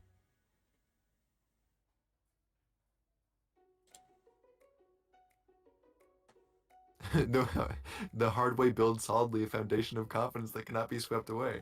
That is an actual Colonel Sanders quote, I guess. That's so funny. Like a diamond, I was formed under pressure, and now it's my chance to shine. I will defeat you myself. You had his chicken, and you made mashed potatoes and gravy on day one, and you're feeling like you can really impress him again here. It's time to boil some water for the potatoes. Think fast. If the timer runs down, you'll be forced to pick randomly. Ah! What? That's right. Oh, nice. But how would you have even gotten into this school without knowing that? Winner gets to rub my furry belly. Let that enticing offer motivate you. You're going to need to season this chicken before you cook it. You don't know Colonel Sanders' recipe exactly, but you have an idea. 11. Oh. That's right. You're so fast. You might not know all the ingredients yet, but at least you're headed in the right direction. Tail wagging intensifies. Now that you've got some basic steps going, it's time to elevate your craft. What state of mind offers the... what? Gratitude? Gratitude. That's right. You must never take this opportunity for granted if you hope to succeed. Your classmates are rooting for you, but Ashley is simply stronger and faster than you. You better pick up the pace if you want to survive. God damn. When you were a child, your father told you to never forget where you came from. Every day, you meditate on his advice and draw energy from that place. Oh. What? Where does it come? A small town. The rest were wild. It was like space or deep under the ocean. Deep under the... It's so funny, though. That's right. This is your shot. You're not going to miss it. But we're in intense battle. We can't be funny right now. I guess so. Aru. Thank you. You try to shut out the noise of the arena and focus on your cooking. What is the sound of success? Sizzling. That's wrong! No! I guess we're making bubbled potatoes. I mean, boiled. Don't make me get the spray bottle. Damn. You notice Colonel Sanders out of the corner of your eye. I believe in you, Nutmaster. He's actually cheering you on. Which would be awesome, except knowing he's watching you makes you totally forget what you were doing. Now all you can think about is Colonel Sanders. How many spoonfuls of gravy? Ah! What were you thinking? Oh boy. Get your mind back into the competition. Grrr. You were stranded on a desert island with only one dessert cookbook. Which do you take? What a hunk! I know, right? You know what? Shouldn't you be focused on the challenge? You're falling behind. Sorry, I forgot the question. Wedding vows. What does that have to do with crafting spectacular fried chicken and delicate baked biscuits? Woof woof. You're really struggling to keep up. At the next station over, Ashley's already began plating elements of her dish. It's colorful and complex. To make up time, you toss your biscuit dough into a stand mixer. As you do, the crowd gasps. Yikes. Zip-a-doo. I know you love nothing more than seeing a fellow appliance utilized in a kitchen battle, but sometimes that means sacrificing the personal touch. Were. You might not have any hands, but Nutmaster does, and a good chef needs to be touching the dough to know when it's properly mixed. There's an easy way and a hard way. You don't get far by going the easy way. We didn't make this decision. Why is this happening? I don't know. When you hear everyone talking, you realize how serious your error was. You immediately shove your hand into the mixture to rescue your dough before it's overmixed. Oh my god, are we gonna lose our hands? Nutmaster, no. But you're not fast enough and your hand gets stuck. It's immediately crushed by the quickly spinning beaters.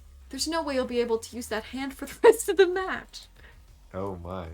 Colonel Sanders shakes his head in shame. No, We're really not doing a good job! What you often find is that the easy way can turn out much, much more difficult. Everyone stop what you're doing right now. This battle is over. It can't be. I was so close to finishing my dish. I only sustained a minor injury. Sweetheart, look at your hand. You simply can't go on. All the dog's crying for us. Oh. That's too bad. And here I am with the completed dish ready to serve. Surely that makes me the winner by default. No, it wouldn't be fair to compare the two on account of Nutmaster's injury. You see Sprinkles begin to lick his doggy chops as he locks onto the dish.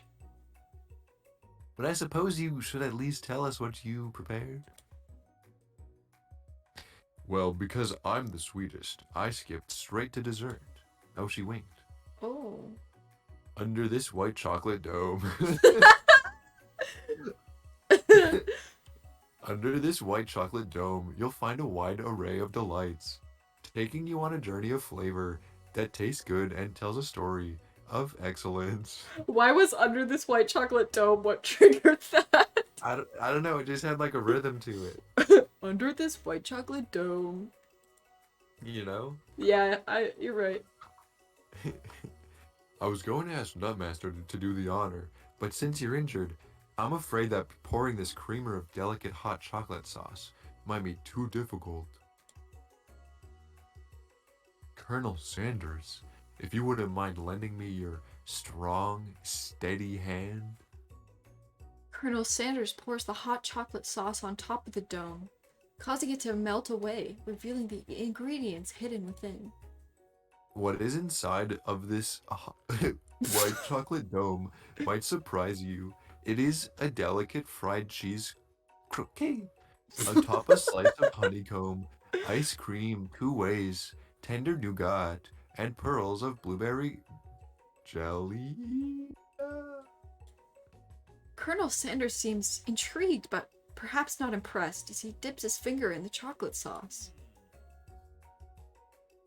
Simplicity isn't your strong suit, is it? Echelay. Oh, damn. Oh, you. As he places a sauce-covered finger into his lips, Ashley leans over and whispers something into his ear. A dab of sauce sticks to his mustache. Oh boy. What should we do? Internalize our rage or get in there? I don't know. I feel like Colonel Sanders. I can't tell how he would react, honestly. Me He's neither. a complicated guy. Everything's been so unexpected. I don't know what the vibes are. Sometimes he's like, yes, feel the rage, let it flow through you. Yeah. But other times he's like, chill the fuck out, my guy. Yeah. I think maybe we should internalize it. He is kind of disappointed in us. True. Your rage burns so intensely within your eyes that they burst into flames. Did we die? The flames cause your eyebrows to catch fire and turn to ash, and they fall off your face, which means people will have a hard time understanding your emotions for the rest of the semester. Perhaps forever. Embarrassed and ashamed by your poor performance, not to mention your crispy, fried brow, you run for the quad to be alone. Like, what? Okay. The beautiful weather feels like an insult. Inside of you, a storm rages. It's Colonel Sanders. He's probably here to tell you that he and Ashley are in love and have decided to get married. And he won't even ask you to cater his wedding because you're a terrible chef and an awful person. You try and hide from him, but he approaches you directly. I brought you your eyebrows in a small bucket.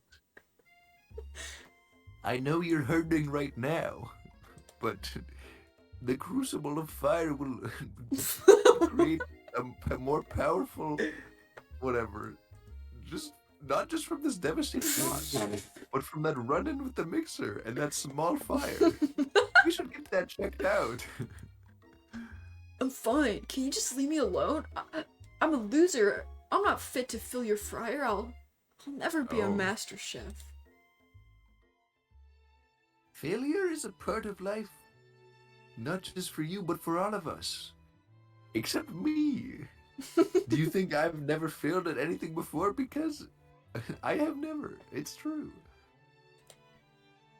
That's exactly what I think. You're too perfect. Your rippling muscles and your ability to create buckets. Damn straight. Well then, think again. I wasn't always the man you see before you, enrolled in culinary school, incredibly handsome, successful, motivated, massive forearms. Well, handsome, sure. I was born that way. Crawled right out of the cave. But I've walked other paths and arrived at dead ends. I was passionate about life. But I failed as an obstetrician. Wait, didn't we just... Someone just talked about that. Isn't that about bones? I don't know. Wait, Google it. Wait, obstetrician. Wait, are these real facts about Colonel Sanders the guy?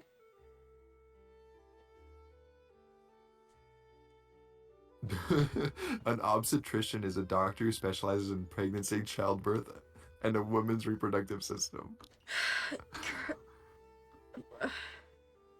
Is this true? But I don't... Okay. I don't want... Anyways, back to the game. Never mind. I think someone mentioned something else that sounded like that. I was passionate about justice, but I failed as a lawyer. I didn't know. People see my delicate ribbon tie and my well-kept beard and assume that I've got it all together, which is true now. But it hasn't always been. Sounds like this guy could really use a hug. No, I'll kill you between my powerful arms. I resolved then that I was going to amount to something. No amount of hours, labor, or money would deter me from giving the best I had to give. As Colonel Sanders changes focus, you can see something ignite inside of him. A burning passion. Is he Maybe gonna catch on his fire eyebrows will burn off too. I beat you to it. Yeah. One has to remember that every failure can be a stepping stone to something better.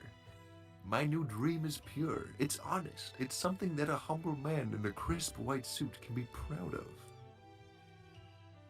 I will create a new chain of chicken restaurants that will bring joy to the entire world and make up for my past misdeeds. Yay! What? What?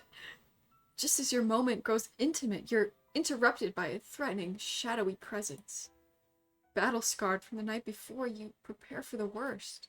It's the spork monster. Orko? It is. I know I said I wouldn't be back, and after the whole fight to the death thing, maybe you don't really want to see me anymore, but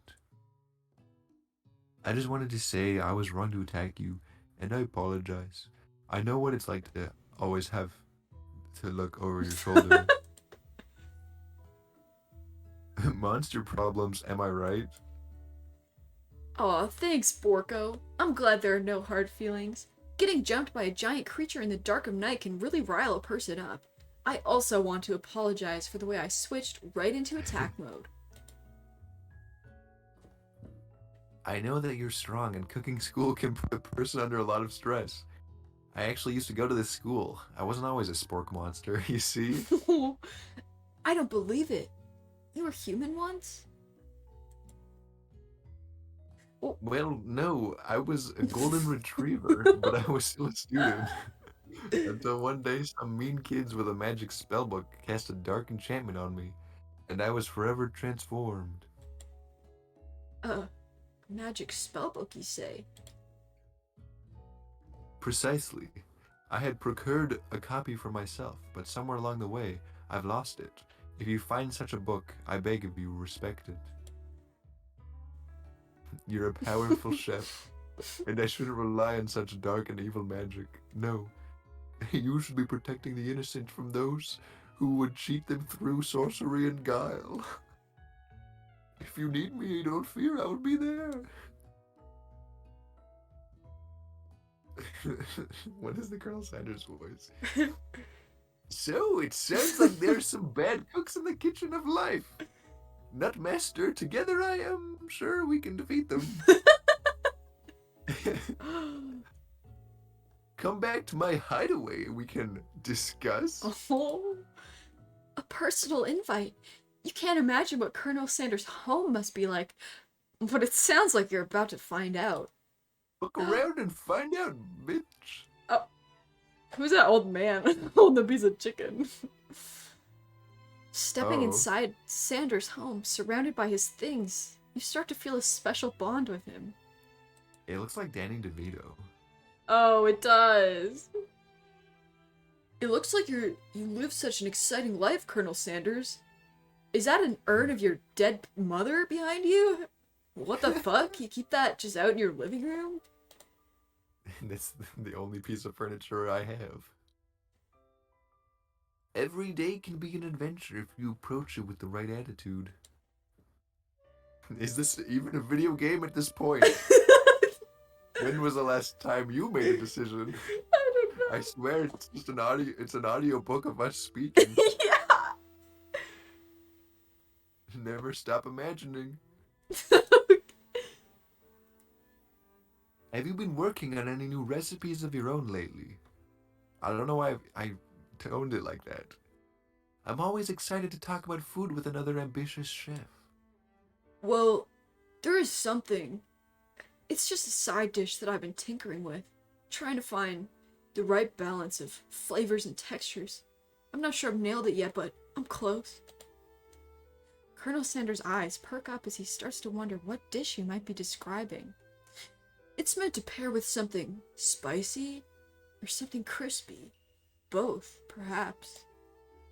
Now you've got him, right where you want him. Should you reveal your new creation to him, or keep it a secret just for you? Keep the tension. Or should... I don't know. I think we should reveal it. What He if he did share steals it? Oh. I like the idea of keeping it a saucy little secret. Alright. Actually, I've said too much. Please, forget I ever said anything. You can practically hear Colonel Sanders' heart beating in his chest. He tries to act demure, but his facade begins to crack. Oh, you're right. Appreciate a good secret, of course. In fact, I've got many, nearly a dozen in my fried chicken recipe alone. But I would hope that you could learn to trust me with yours. Oh. Well, I suppose you did share a secret ingredient with me yesterday, so it'd be only fair. Colonel Sanders' face grows serious. Yes, but that, you see... Did he lie to Did us? he lie to us? It wasn't gravel. Yes, Colonel? I can't believe it wasn't gravel! I haven't been completely honest with you. The secret that I told you was a fake. Oh no, Mamma mia. the ingredient you shared with Miriam, it wasn't true. It's all a lie. You're angry with Colonel Sanders for lying, but the fact that you revealed his secret shows that he was probably right to do so. You mean, it wasn't one of the real 11 secret herbs and spices? Gravel? It's not a herb, nor a spice? No, dumbass. I don't put gravel in my chicken recipe. You see, we had only just met, and I had to make sure that you were trustworthy and capable of keeping my most important secret. To me, my recipes are priceless. Well, I have something to confess. That secret ingredient you told me, I shared it with Miriam, my bestie. But we did it. We did it. We lied. We really don't have many choices in this game. Is the game broken? Like, we lied. I don't know. Maybe because we died a couple times? We literally lied to didn't. Miriam. Yeah. We literally lied. We're getting blocked by the game. We're getting gaslit by Colonel Sanders right now, I think. We're getting... Girl boss, gatekept, and gaslit. Unfortunately, I already knew this. I was very disappointed, but now that you've come clean, we can start building our relationship as fellow chefs again. I promise to be honest from here on out, I really do. Damn, this is some BS. Yeah, what? I'm counting on you. Then, in that case, I present to you my original coleslaw. The shredded cabbage dish glistens in the light of Colonel Sanders' luxe hideaway. Magnificent. Together, you chow down on the creamy slaw until a spoonful remains in the bowl. Do you mind if I hold on to the last bite? I will keep it in my cellar and never throw it away. It'll just be in there. You could offer to make him more, but he seems like a very sentimental kind of guy. Sure. Why not? Please make yourself comfortable. I'll be back from my secret cellar of coleslaw in a moment. You realize that now would be the perfect time to do some snooping. Around the room are various items that you can look closer at. Each item seems to radiate memories and emotions. Tap on an item. Slaw in the pile. Should we is this actually someone's ashes? Oh! You take a closer look at a large urn sitting on a nearby pedestal. There's a plaque on it. It's dusty, but when you wipe it off, you can read the inscription.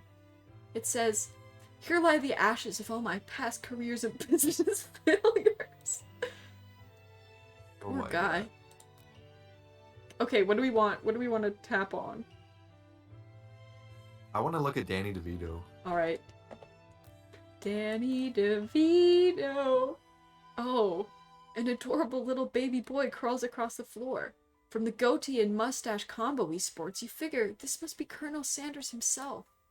He That did or... crawl out of a cave. Oh, you're right. Maybe it's the drumstick that he seems to be waving like a rattle. Chicken statue.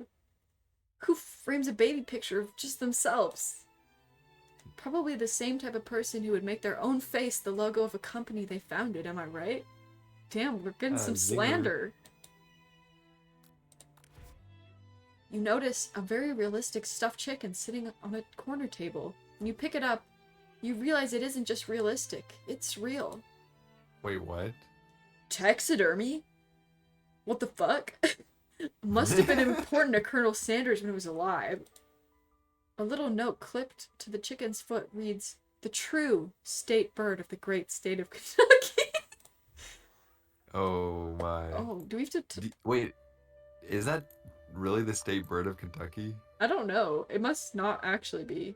Is this gonna be a chicken-scented candle? A scented candle. You pick it up and try to identify the smell. Power tool? Hell yeah. Freshly starched collar? Piece of wood floating in a lake? Summer of 69? Oh. Nice. No. It's one of the secret recipe ingredients. It's... Oh, what is it? Oh. No, you gotta say it. It's bog water.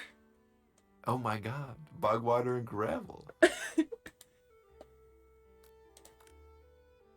A lock of silver hair is woven through the teeth of the comb. Upon further inspection, you realize that the hair isn't just silvery in color. It's actually made of spun silver. Wait, what? Alright. Okay, I wanna... What's up with this camel?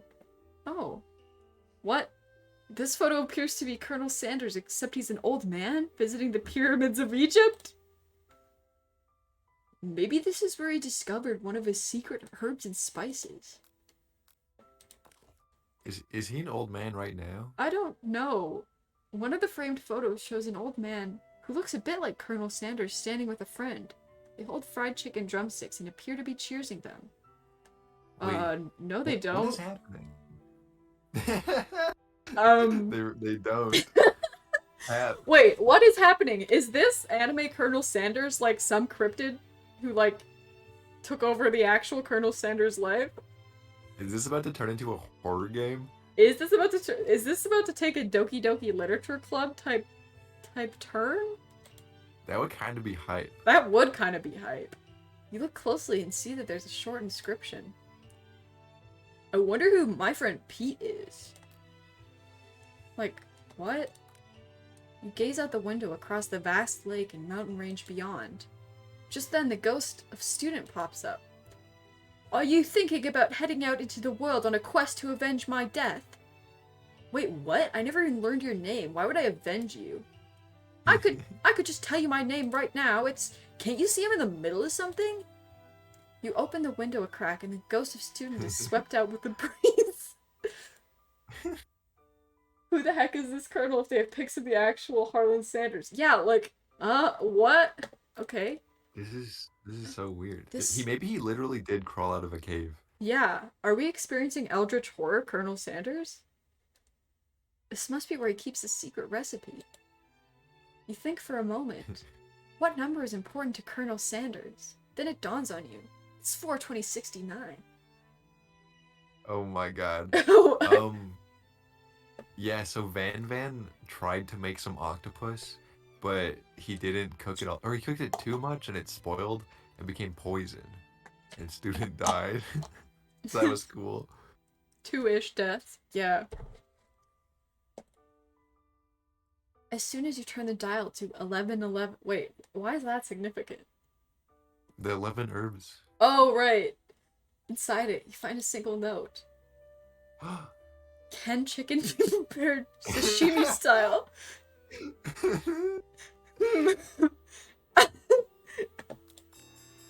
You open the door to Colonel Sanders' closet and find a row of his signature white suits hanging within. You take one off its hanger and try it on. The jacket is a bit big for you, but it's soft and comfortable. You give yourself a deep hug, breathing in his scent.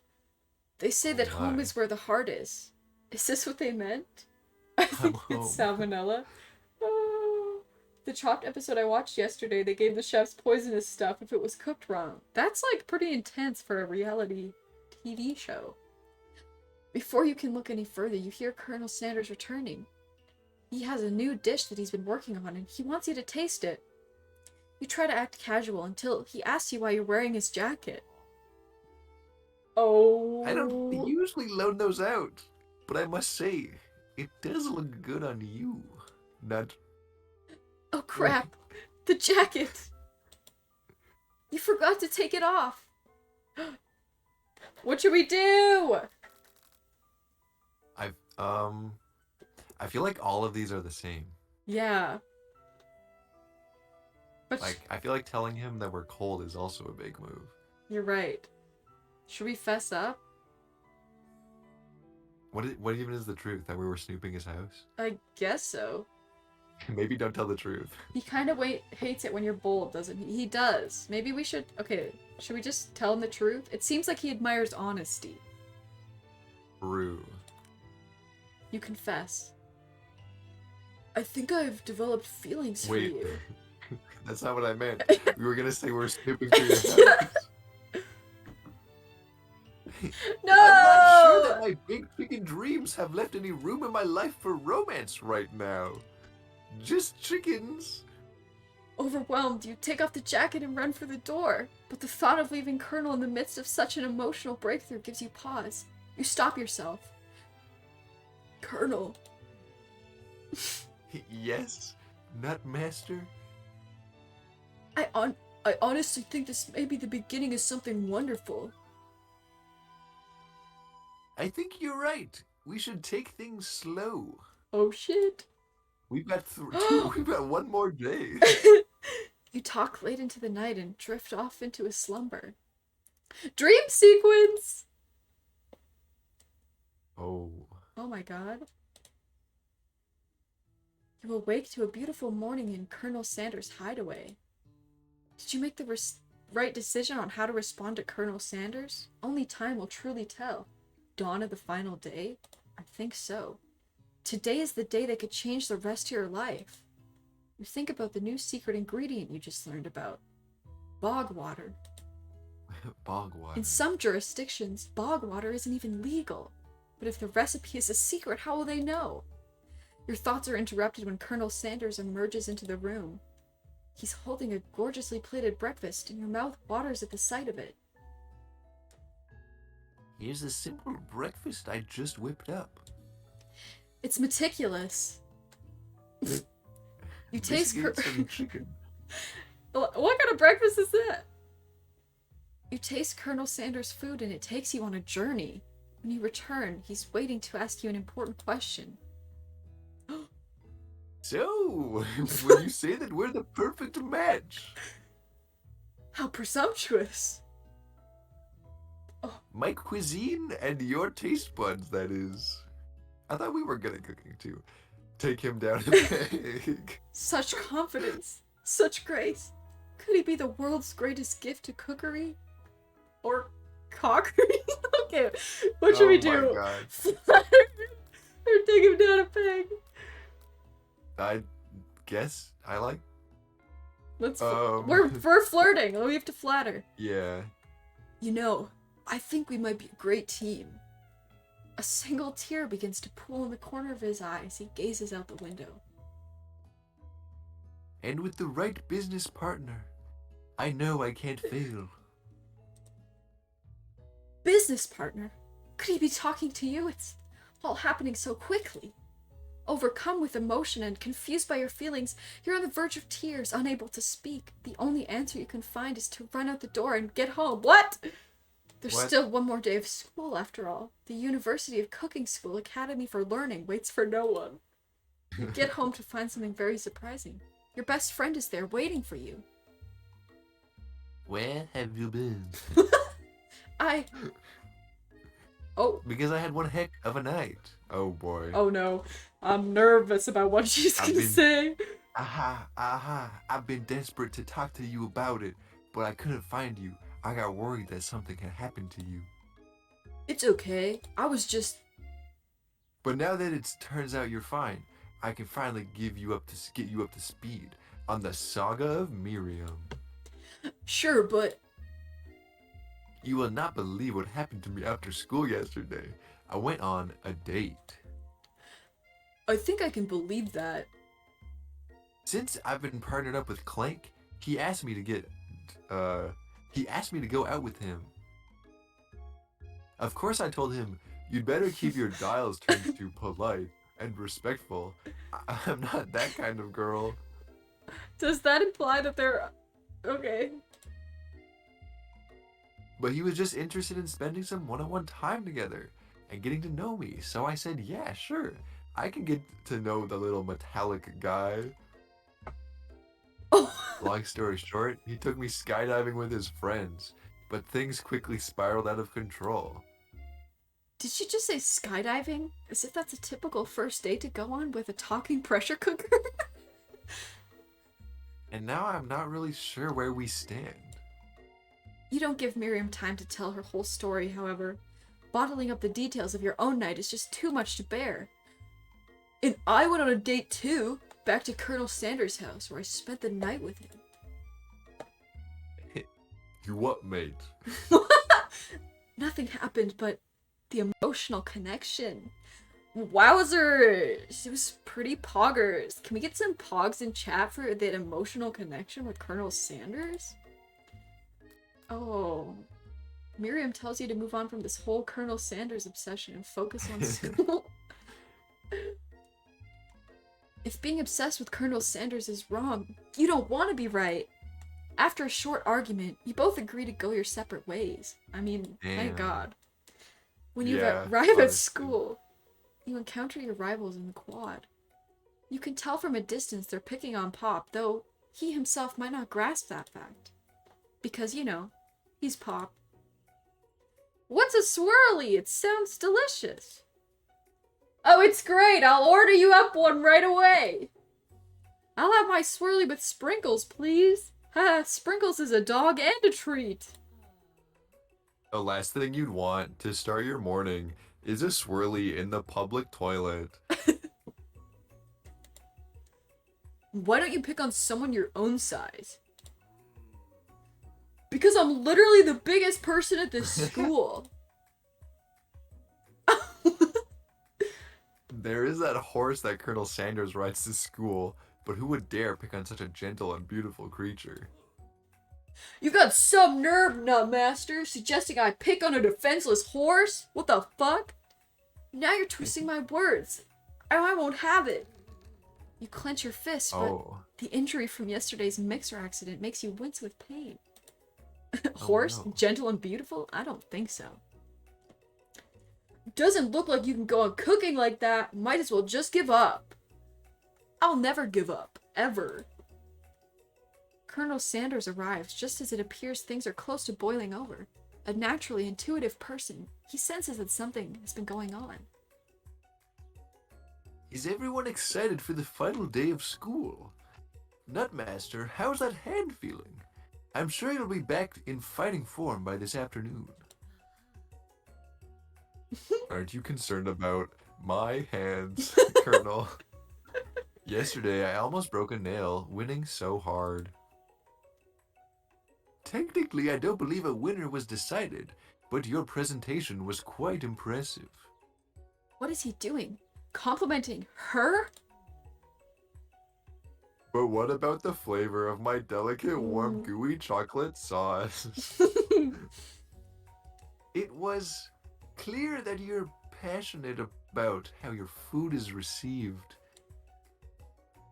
That's a lot of words to say. It was bland.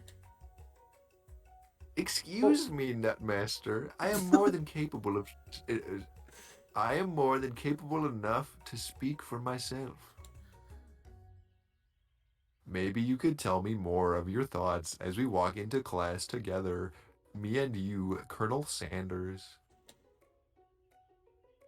I'm always interested in discussing the fine art of frying foods. No. See you inside, Nutmaster. What?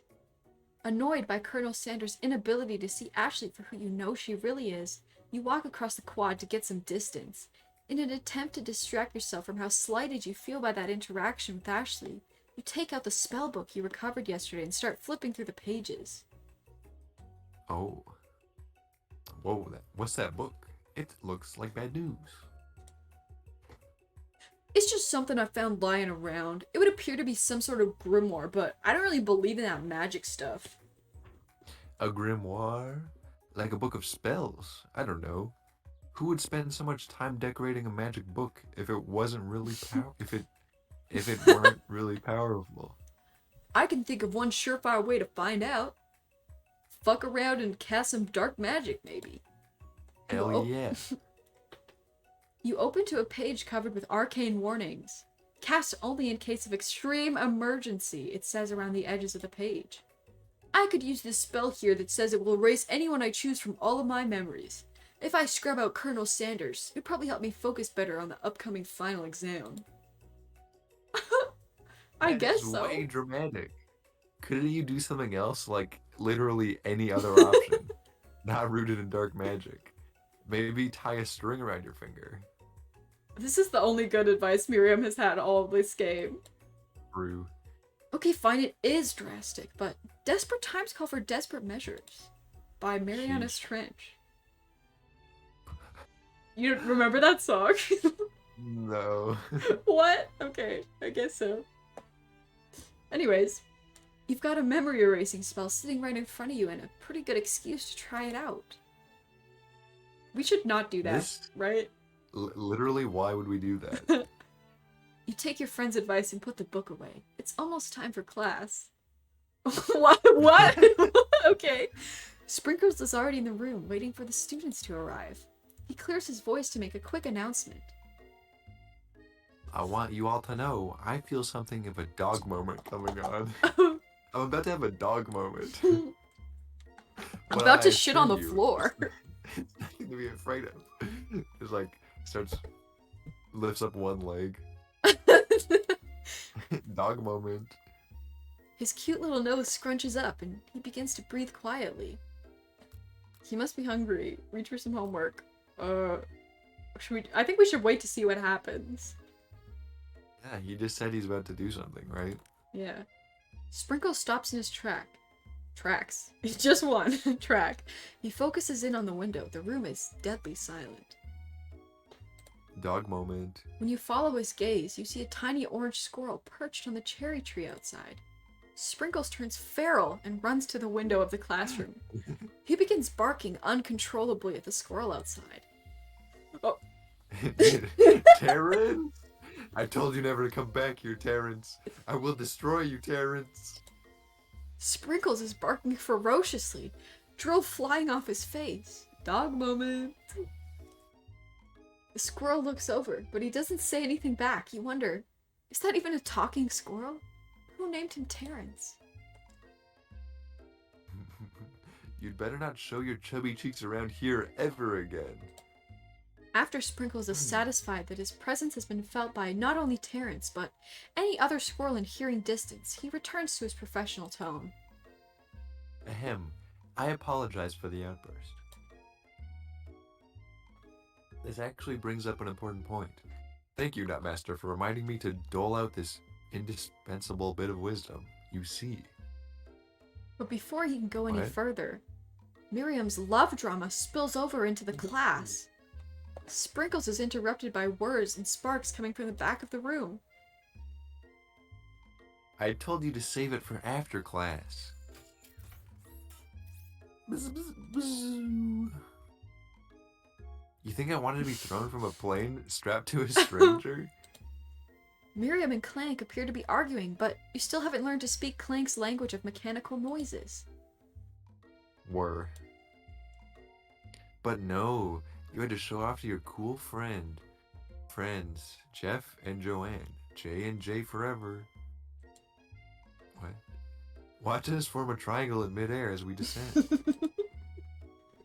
Triangles are the strongest shape, don't you know? What? Bzz, bzz. Oh well, that doesn't make it a great date. Beep and whir. Then take Jeff and Joanne with you. I'm pretty sure that's Joan. You can take Jeff and Joan with you. You can all hold hands as you pedal down the mountain, or off a cliff for all I care. Oh shit. Aw. Beep. Clank begins to shudder. Steam pours out of the gaps in his panels, and then a loud ding stops him in his tracks. Oh! Oh, beep bzzzt. A third death? No amount of seasoning is going to make me want to eat that, Clank. Clank burps out a completely deep-fried sneaker. Considering that he himself has wheels, not feet, it's not entirely clear where it came from. In terms of deep-fried footwear, I guess it looks okay. Like, I'll eat it. Fuck, is anyone gonna eat that? Because I am going to. Clank slowly rolls out of the room to be alone with his shoe. Everyone tries to pretend like they didn't see that entire thing go down. I did want to eat that, though. Like, you could have left it here for me. Nothing like a loud public breakup to cast a pall over the final day of school. Well, that was unfortunate. But we mustn't be distracted from what lies ahead. The final competition showdown challenge exam. There was a lot of you didn't put words in there. Trademark. Yeah. Oh, was there TM? Yeah. I'm still working on the title, but I think you get it. Test time approaches. See you all in the arena. Before you can think about your upcoming competition, there's a very beautiful soul nearby in need of a pep talk. Hey Miriam, are you okay? Okay? I'm so mad I could smash a tiny mug, spilling several drops of hot cocoa all over the floor. How could he embarrass me in class like that? In front of everyone. Time to do a lunge. Her tiny cocoa is a delicious treasure, so you know that this breakup is no joke, even if the source of her frustration is such a silly boy. I know that you already know this, but I'm gonna say it out loud. You don't need anyone. You could erase your memories. Get into dark magic, maybe. Me and you, we're gonna cruise through this final test and hit the carpool lane to Success City. Miriam brightens up, imagining the wind rushing through her short bangs, but she hesitates to embrace the feeling all the way. You're not going to saddle up on Colonel Sanders' stallion and ride off into the sunset without me. Of course not. Well, maybe, sorta. Yeah, I was planning on doing that, but I'm sure there's a pony out there with your name on it, and a ranch big enough for both of us, and whoever else we want to bring along. What's been happening? My Wi-Fi tanked for a bunch of minutes there. Miriam and the robot just broke up. We did not erase our memory, and I think we're going to do a competition. If it's not Pop or Clank or anyone else you met today, tomorrow, or this whole year, so what? You're a special person who shouldn't settle for the first someone to show a little interest anyhow. Miriam gives you a big hug and wipes the tears from her cheeks. I should really review my menu for today. I'm going to make a very special soup. Oh! Yo, I didn't know I was in this game. You're in the Colonel Sanders dating sim. Hey guys, I'm in this game. And I bet that Professor Dog is gonna love it up. While you were pep-talking Miriam, you completely missed lunch, but that's okay, because you had a better idea for how to spend the time before your exam. I feel like this game is gonna be too cowardly to let you bone the chicken man. I don't know. Yeah, I don't know. You've decided to head to the arena early to practice a dish. This is it, the location of your final challenge, a test of will, a test of courage, a test of talent. And a chance to beat the pants off of Van, the supposed man, and his eviler counterpart, Ashley. As planned, you begin to run through a quick test of a recipe you've been working on, Nutmaster's famous chicken pot pie. After practicing for months, making this dish comes second nature to you, and you're able to quickly get a fresh pot pie in the oven. But as soon as you do, your cram session is interrupted by Colonel Sanders. Wait, what? John Cena's what? John Cena's sexy high school adventure didn't even let you bone John Cena. Is that a real thing? Should we play that? Part 2. Nutmaster. Wait.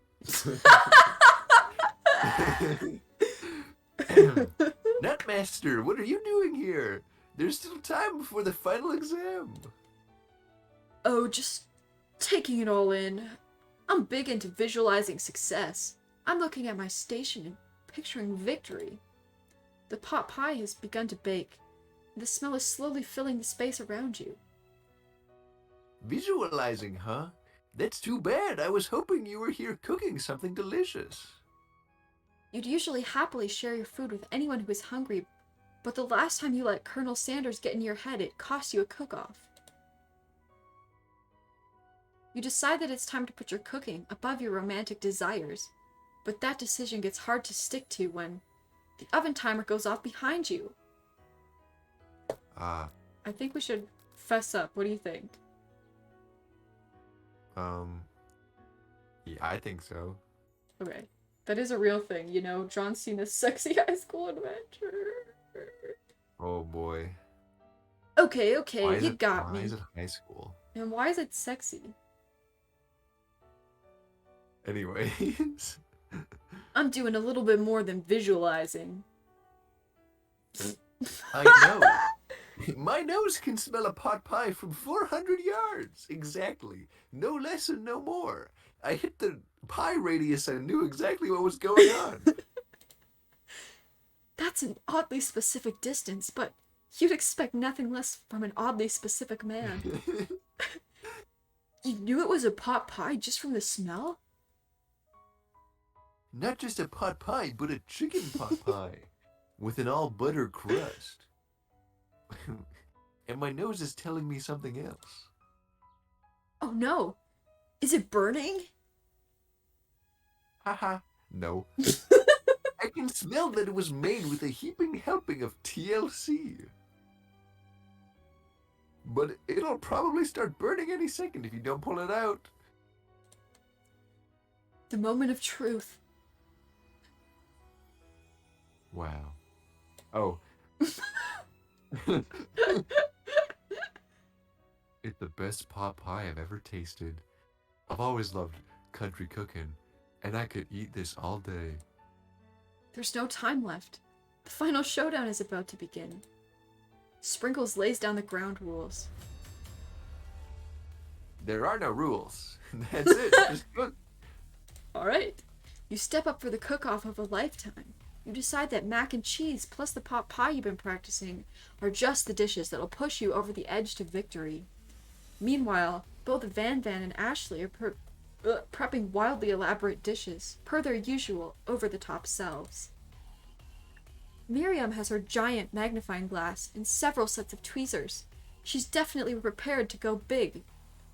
To go big, going small. Colonel Sanders seems to be harnessing his 11 herbs and spices, but he's trying to find a way to improve on something perfect, his original recipe, fried chicken. What's the R? Oh, damn. Right?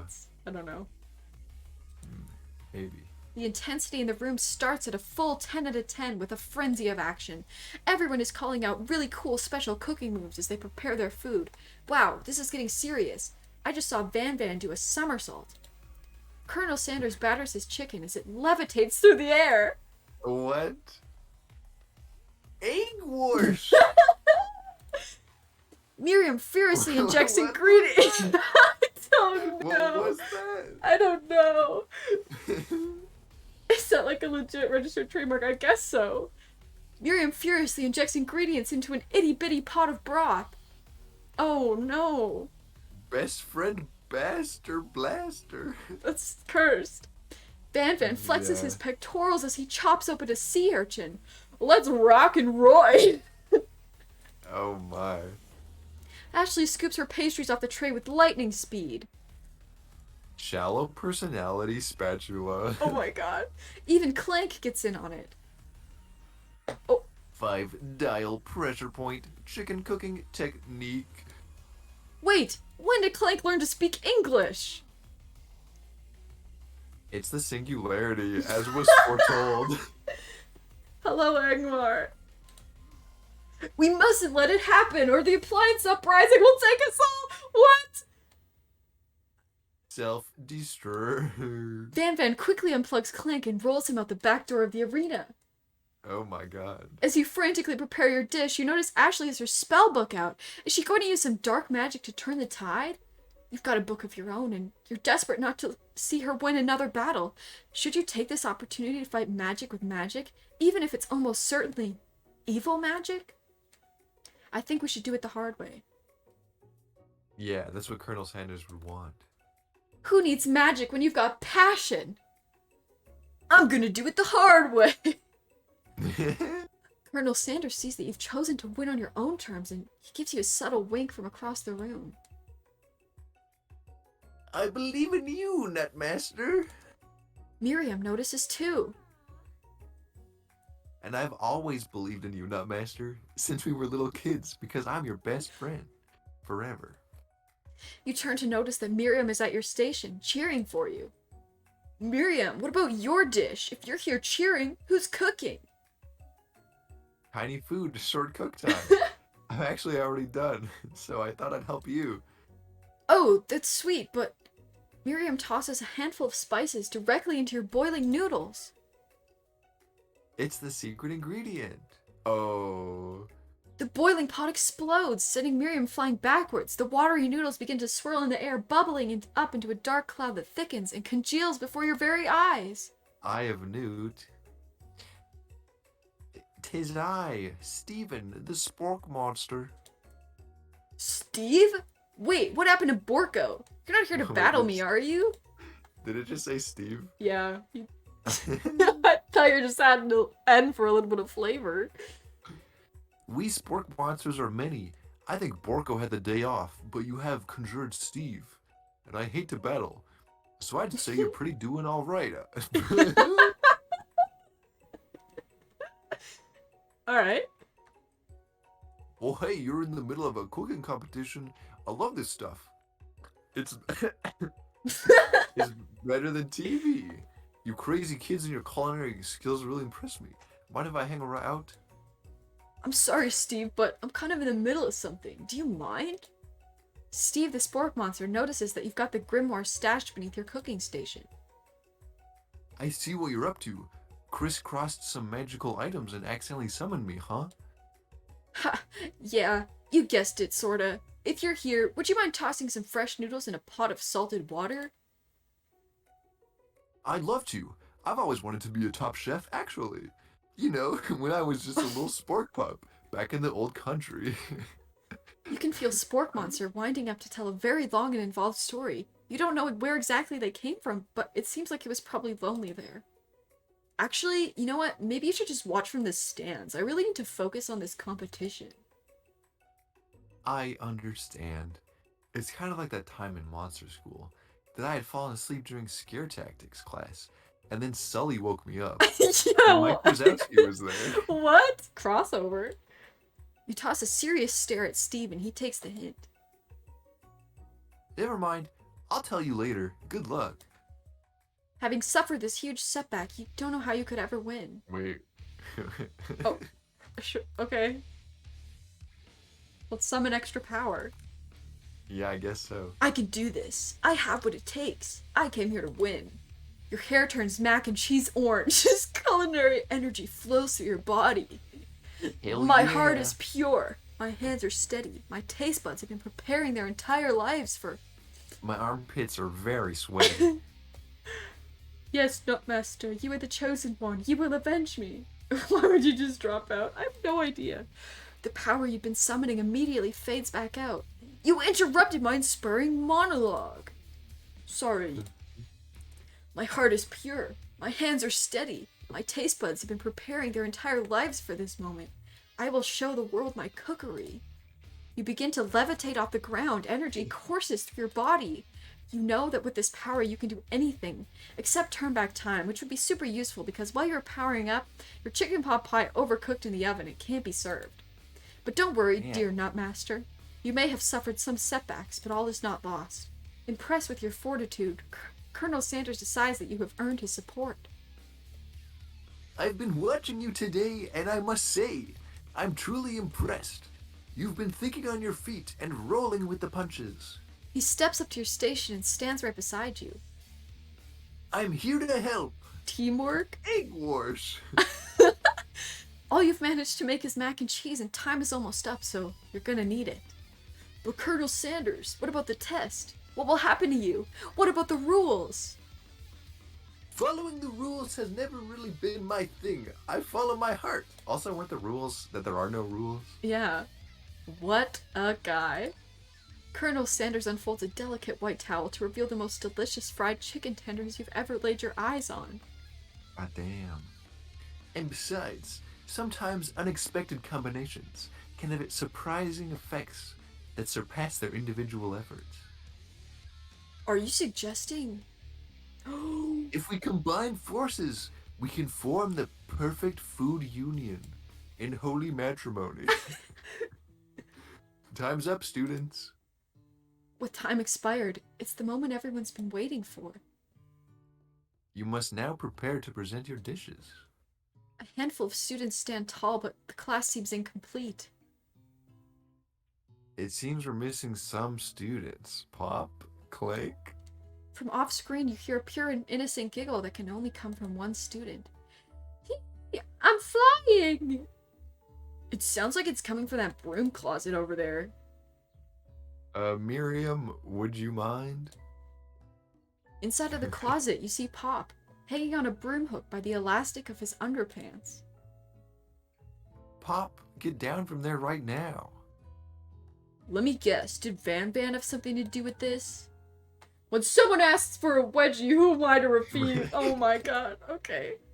I thought a wedgie was a salad. It looks like Pop is eliminated from the challenge, seeing how he didn't cook anything. I can't feel my legs. May I be excused? Sure. You kids and your pranks. I must say, it's not the worst prank in UCSAL history. But it's not exactly yearbook material. Wow. Wait a second. Pranks? Clank! Where did that pressure cooker roll off to? You wait to hear a signature word beep or another onomatopoeia, but there's none. Somehow must have gotten unplugged, I guess. We'll have to figure that out later. That leaves only 4 remaining students. Please, collect your final project. Oh, wait. I gotta ban someone real quick. Why? You can just leave it. No, strike them down. Yes, it has been a long semester. Wow. 3 whole days long. But after days of hard work, the time has come. The time has come for me to eat. What's happening to Sprinkles? I don't know. Miriam, please step forward. Now, describe your dish. I've made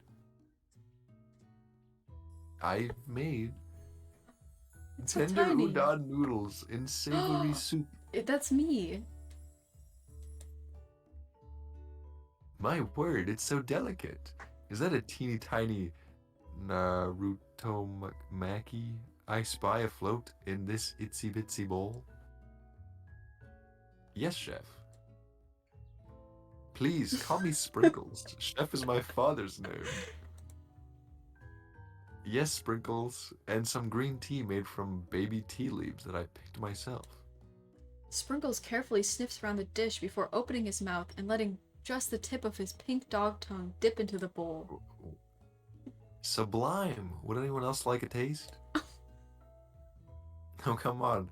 I'm not one of those dogs who doesn't floss. I even have a really cute electric toothbrush for dogs. Fine, I'll enjoy it all by myself. And in a flash, the entire meal has been devoured. Not that it took much. It was less than a thimble's worth of soup. A+.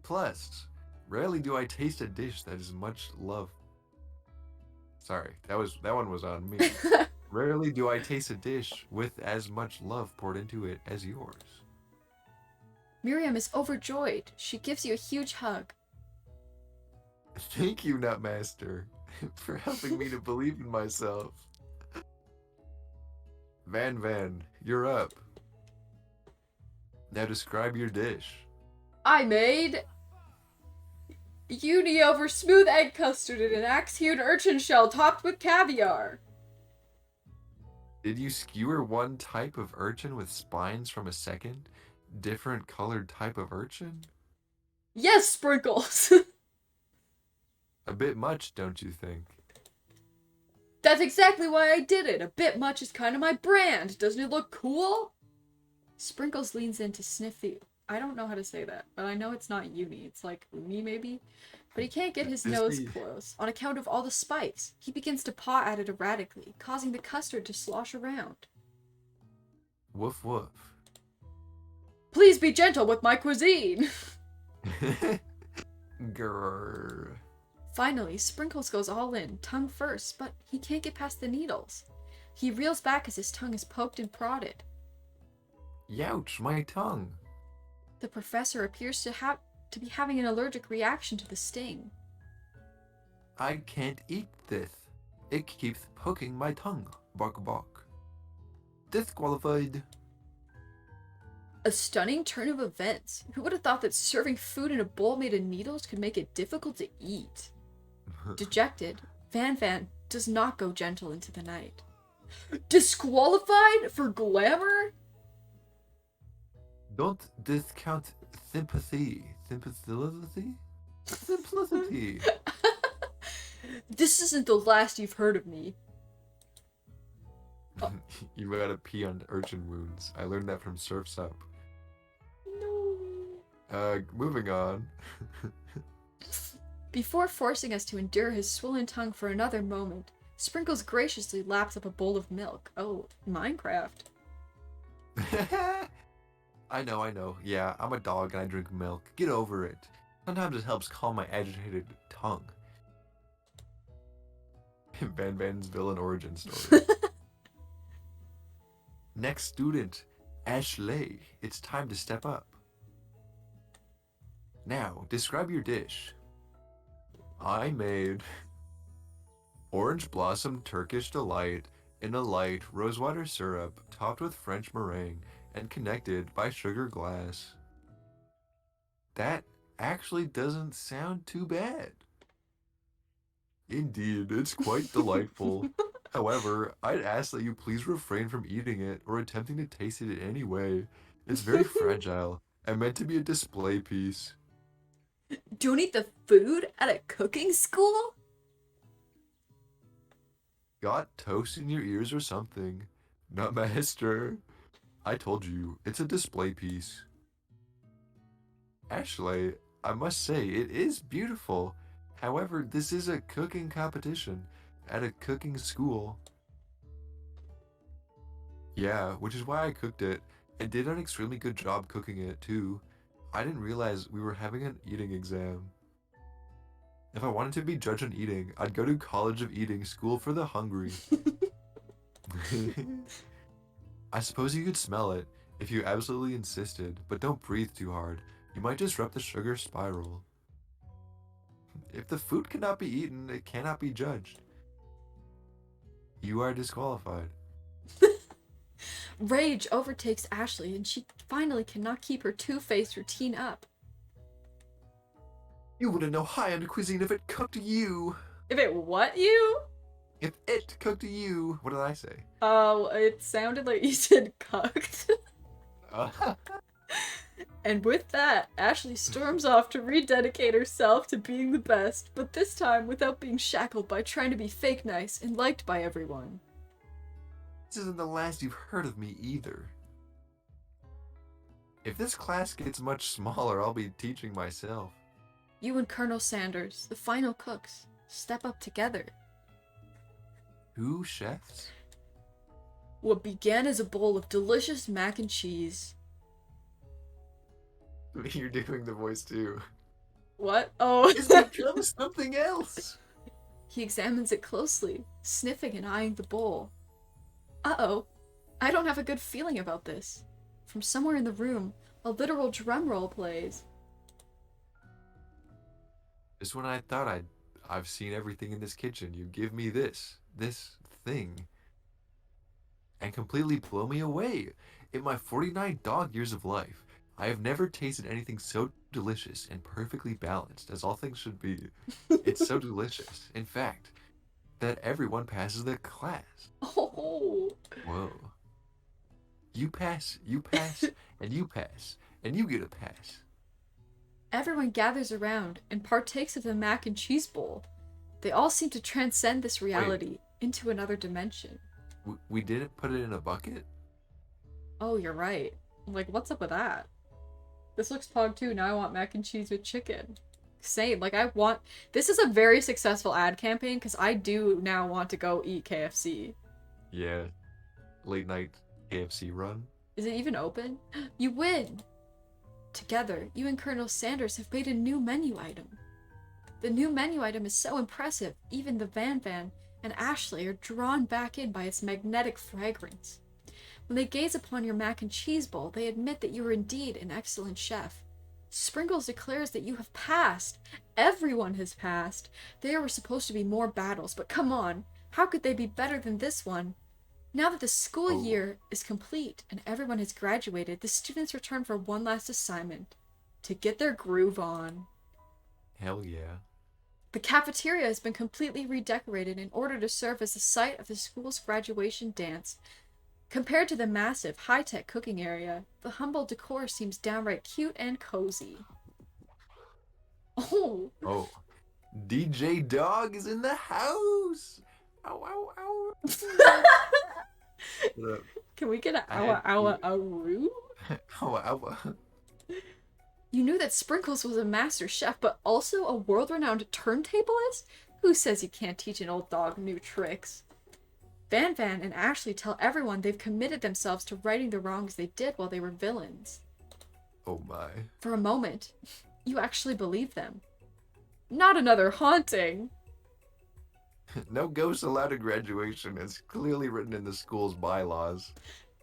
Imagine cooking bad mac and cheese. Listen, one time I cooked bad mac and cheese from the, like, craft dinner package, and I don't know how that happened, so... I was never actually a ghost. It was all a trick to get you to finally notice me. Oh, amusing. And now that everyone is together, it's the Spork Monster. He's totally mellowed out. Everyone does Spork Monsters no more. From here out, I'd prefer that everyone refer to me by my new name, Party Monster. Student tries to finish what he had to say, but everyone is too wrapped up talking to Spork. Sorry, Party Monster. Dejected, Student walks off. Maybe things didn't work out for Miriam romantically, but she found love in her cooking, and you know she's gonna do great. A red carpet rolls out across the floor of the ballroom. It's like a Hollywood movie premiere. Who could command such an entrance? It's Pop. He's arrived late to the dance, but apparently for good reason. Walking the carpet, you see perched atop his dirty chef's hat. A crown? Welcome back, Pop. I know you weren't able to complete the final exam and accept your diploma. So we had it mailed directly to your father. We figured it was the least we could do for the school's dean. Oh. Oh, now I get it. And we get a new wing on the school, not to mention the honor of educating the son of the chancellor of such and such. I thought that was gonna be a D's Nuts joke. The music at the dance is interrupted by the sound of sparking and electrical hissing. It's Clank, who has arrived late to the dance. Now that I have graduated, I can reveal my truth. Whoa, he's still doing the talking thing. I am Clank, and I am not of this earth. I am actually from a far-away planet in another dimension. What?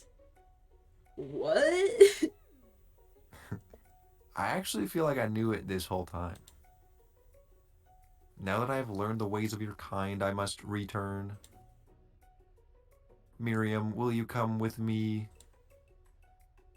I don't know what to say. Besides, no, obviously. I have just begun to learn who I really am. This isn't the time for me to devote my life to figuring out who you are, Clank. Oh, girl boss. You're blown away by Miriam's maturity. It's pretty clear she has managed to surpass you in that regard. I understand, kind of. Humans are weird. A portal opens up and Clank disappears through it. Finally, Colonel Sanders Oh. arrives. Oh, Oh. casual dress.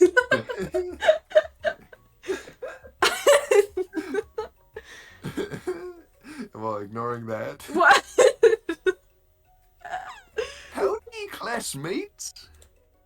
Just like the first day you met him, he has come prepared to feed the entire class. However, it's not enough to just give them a bucket of chicken. This time, it's a full meal. I didn't get to be the most famous chicken man in the history of chicken, and man, by not reminding people to go out and buy my chicken. Oh. Is that... Are you kidding? No, it's not the end! Okay, thank God. As everyone feasts on their delicious chicken dinner, Colonel Sanders finds you sitting on the edge of the dance floor. Nutmaster, what are you doing sitting all alone? Oh, you know, just waiting for the right person to ask me to dance. I wonder, might you tell me, what are the qualities that you would expect to find in such a lucky person? Oh my gosh, the audacity, right? Off the top of my head, I don't know, a spicy musk. That gave me psychic damage, a tidy goatee, and a degree from the University of Cooking School Academy for Learning, just to name a few. It truly is my lucky day. Would you dance with me? Yes, I would love to. As you glide across the dance floor, hand in hand with Colonel Sanders, the future stretches out in front of you. And once my 100th franchise is up and running, I'll be ready to take a day off, and I'll be so glad to spend it together with you, Nutmaster. Spicy musk, Elon's second child. How sweet. We'll work together and play together. Colonel Sanders stops dead in his tracks. Work together? Well, I think this is something that I'll just need to do by myself. What? Just me, Colonel Sanders. But who will help you run your restaurants? I don't believe I need help. Besides, based on your time at school here, do you really think running restaurants is the best path forward? What? We're getting Damn. roasted at the dance? Could it be? You found a love connection, but failed to earn Colonel Sanders' respect as a chef. Can you live with only half of him? Will you be able to endure sharing him with his other love, the life of an entrepreneur? Born in 1964, Jeffrey Bezos? I suppose I could enroll at pastry school. Oh, my dear Nutmaster, I'm sure that you'll find your place eventually. Colonel, you're like, fuck off. And along the way, you'll have me by your side. The end. Wow. Oh, it really was the end. KFC! Wait, is it actually Wait. KFC made this? Oh my god, it's so loud. Oh my god. Like, I feel like we Amazing. didn't get much Oh, impact on the plot. oh my god. Why is it so loud? I mean, Okay. oh, Oh. that was loud. That was loud. I need to go summon my cat. Oh, I should look at your stream now. You should entertain the stream. I will go get my cat. Okay. BRB. So everybody, how do we think of the dating sim? It's literally a KFC sponsored, made by PsyOp video game. Sheesh. I just feel like we didn't get much, like our decisions didn't really change much. And one of the big decisions that we made didn't even like, it got like reversed or something. Because we didn't tell Miriam the secret, you know? That ending didn't feel like a romantic win. I think it was. I think it was like no boning with Colonel. We got the good romantic ending, but not the good entrepreneurial ending. We girl boss moment has been defeated. Yeah, but he was like, "You still are horrible at cooking." I mean, Hello. oh, hello. She's been summoned. Oh, Stinky. Stinky. Baby. I yeeted her. She's annoyed. Look at her though. She's so cute. Oh my god. Have you heard of the KFC Hallmark-esque movie? I have. Alright. That's all the cat you get because she's mad. Oh, she's biting you. She's gonna bite me. And she's smelly. Here you go. Be free. What happened? We just talked about that. How did you think of the game? I thought it was really good actually. Yeah, it I was thought pretty funny. it was like so funny. It's just like a free game, you know? Dang. Like that's pretty impressive. I thought it was good. It had some laughs. I had some giggles. Same. I mean, it was a free game because it was just an ad for KFC Yeah, and it worked.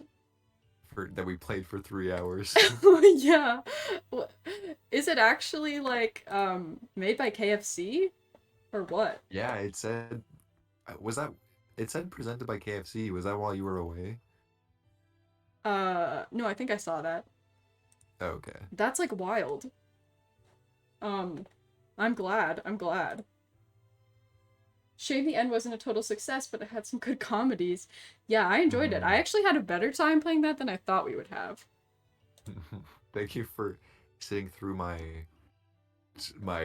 Colonel Sanders voice. It was good. It was funny. I liked it. Thank you for joining us. It's like the KFC consult's painfully real. Oh my god. Wait, is that like this Soldier Boy? Okay.